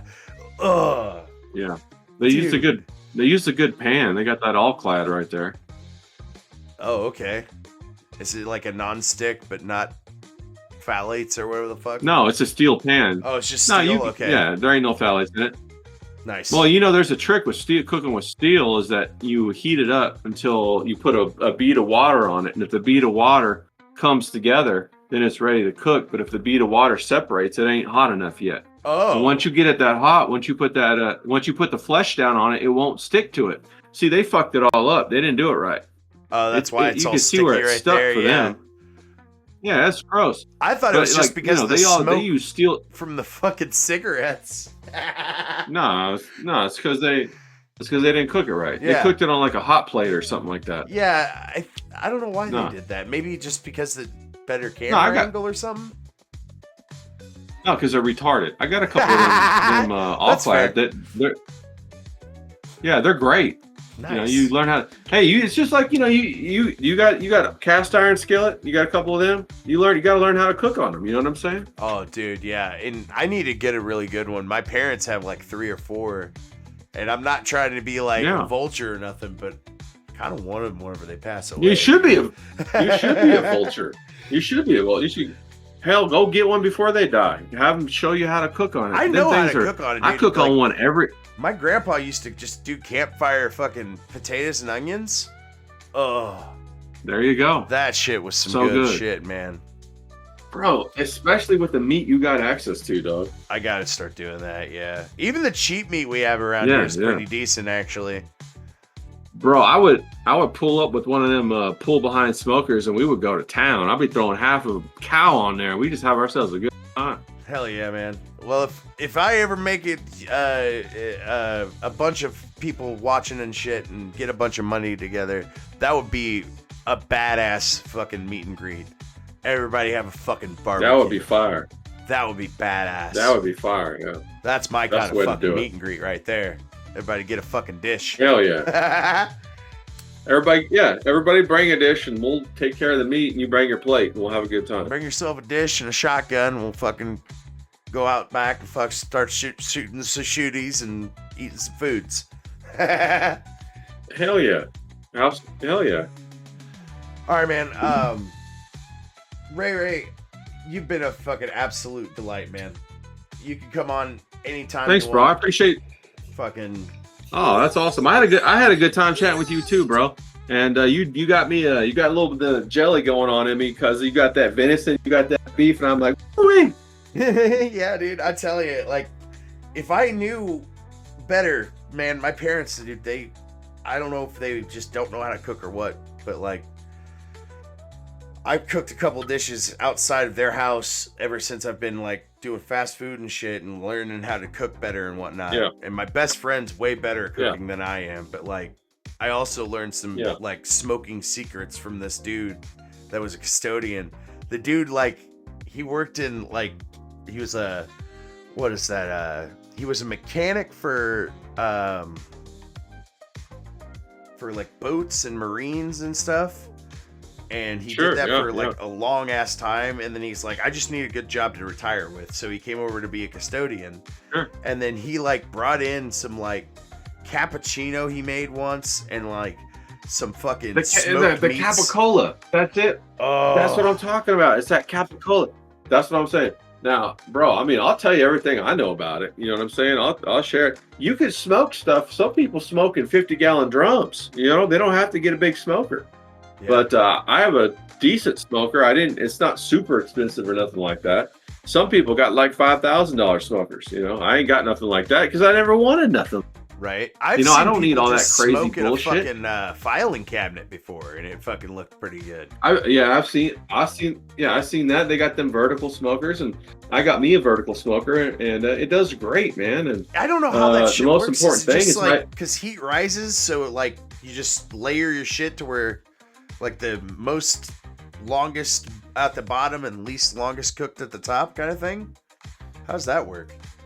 Yeah, in mine, basically, what I do is it's a bed of charcoal, and then I put wood on top of it to get the smoke, and it brings it up to 250 or 225, and I keep it at that for maybe like 10 hours. Okay, and then I have the smoke going, and so I have a water bath as well that's in between the two, so it absorbs the heat, and it keeps it at a constant heat the whole time, and then I let it smoke and get that good old bark on it. For maybe like 6 or 7 hours, and then I take it out and I throw it in the so that it's easier to handle, and I just let it do its thing after that, because it will only absorb the smoke for about 6 or 7 hours. Then after that, it won't absorb the smoke anymore, and you're just having to manage the fire. So So it's easier just to go ahead and take it out and throw it in your, your gas oven or whatever, and let it do its thing in there. And then it cooks for another 6 hours or whatever. And then when you pull it out and you like throw it in your cooler, or you leave it out and let it come to room temperature over a course of 2 or 3 hours, it's ready to go. And that's basically all it is, except for how you prepare the meat and what kind of wood you use. And that's the secret right there.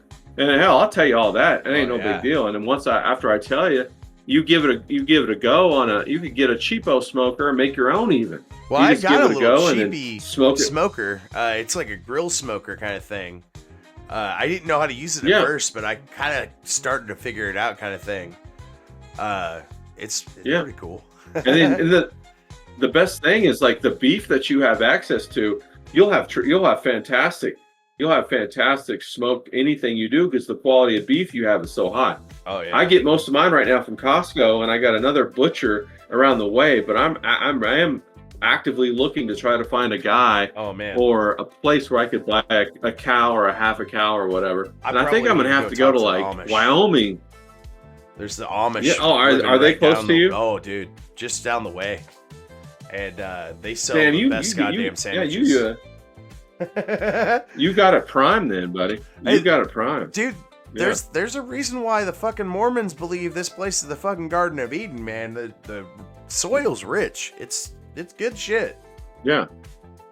Yeah, no doubt. I don't doubt it. Everybody I talk to that lives in out in your way, they say how good it is and how good it is.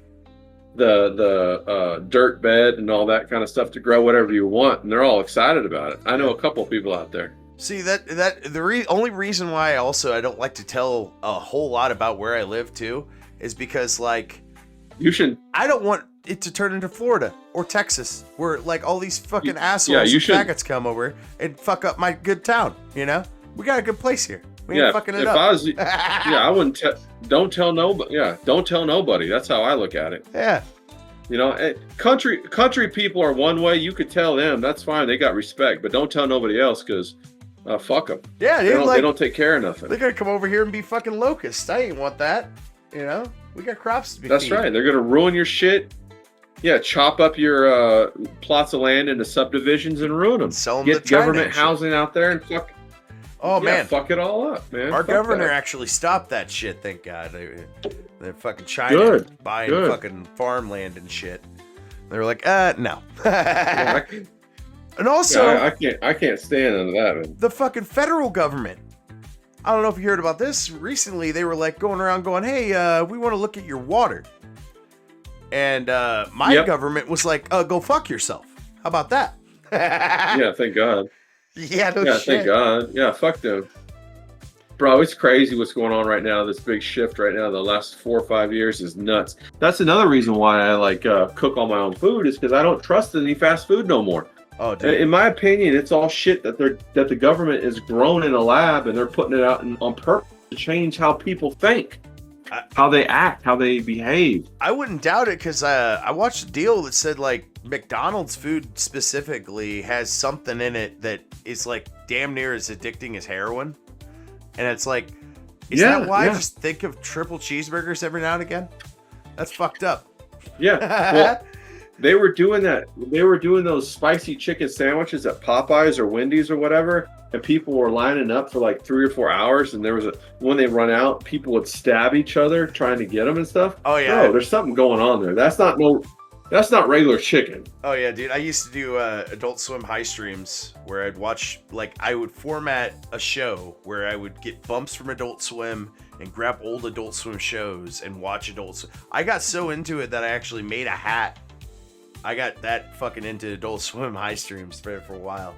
And Boondocks has a whole episode on the chicken phenomenon. Yeah. That you're I love about. Boondocks. Yeah. They were just like, dude, I'm the fucking chicken flu and shit. Just because it. Yeah, 100%, bro. 100%. I completely, especially like, you know, a lot of stuff in the Boondocks too. They talk about Thugnificent and how he's gay and all that kind of stuff. Well, look at all the rappers now and how they're gay. Oh yeah, and it's they called some shit out, man, and I think that's why they got canceled, man. Like, because they were doing all right. Yeah, on that is why numbers. they got canceled. And then all of a sudden, Yeah, no, they were crushing it. all of a sudden the writers got fired, and then like they wanted to get rid of Granddad and shit, and it's like, what the fuck is going on? And then Granddad died. What's his name? I lost it, but Granddad died, and the dude's son, who did his voice as a younger version of Granddad on the show already, was like, "Hey, I'll be Granddad if it keeps the show going." And they were like, "No, sure, we're gonna do a reboot with a younger Granddad." He goes, "That's perfect. I would be the perfect role. I already did the role," and then they just said no. So there's something there dude, that that's how they're you know it's all not wanting it fucked out. up. Yeah. Yeah. They were calling out black people. They were calling out the nigger moments and all that kind of shit. And they didn't like that, you know? Well, they didn't like all that. Well, fuck, for sure. man. Everybody gets the mirror, man. That's why I'm 100%. I've always been and always will be a freedom of speech fucking guy, dude. Like, say whatever the fuck you want as long as I get to say whatever the fuck I want.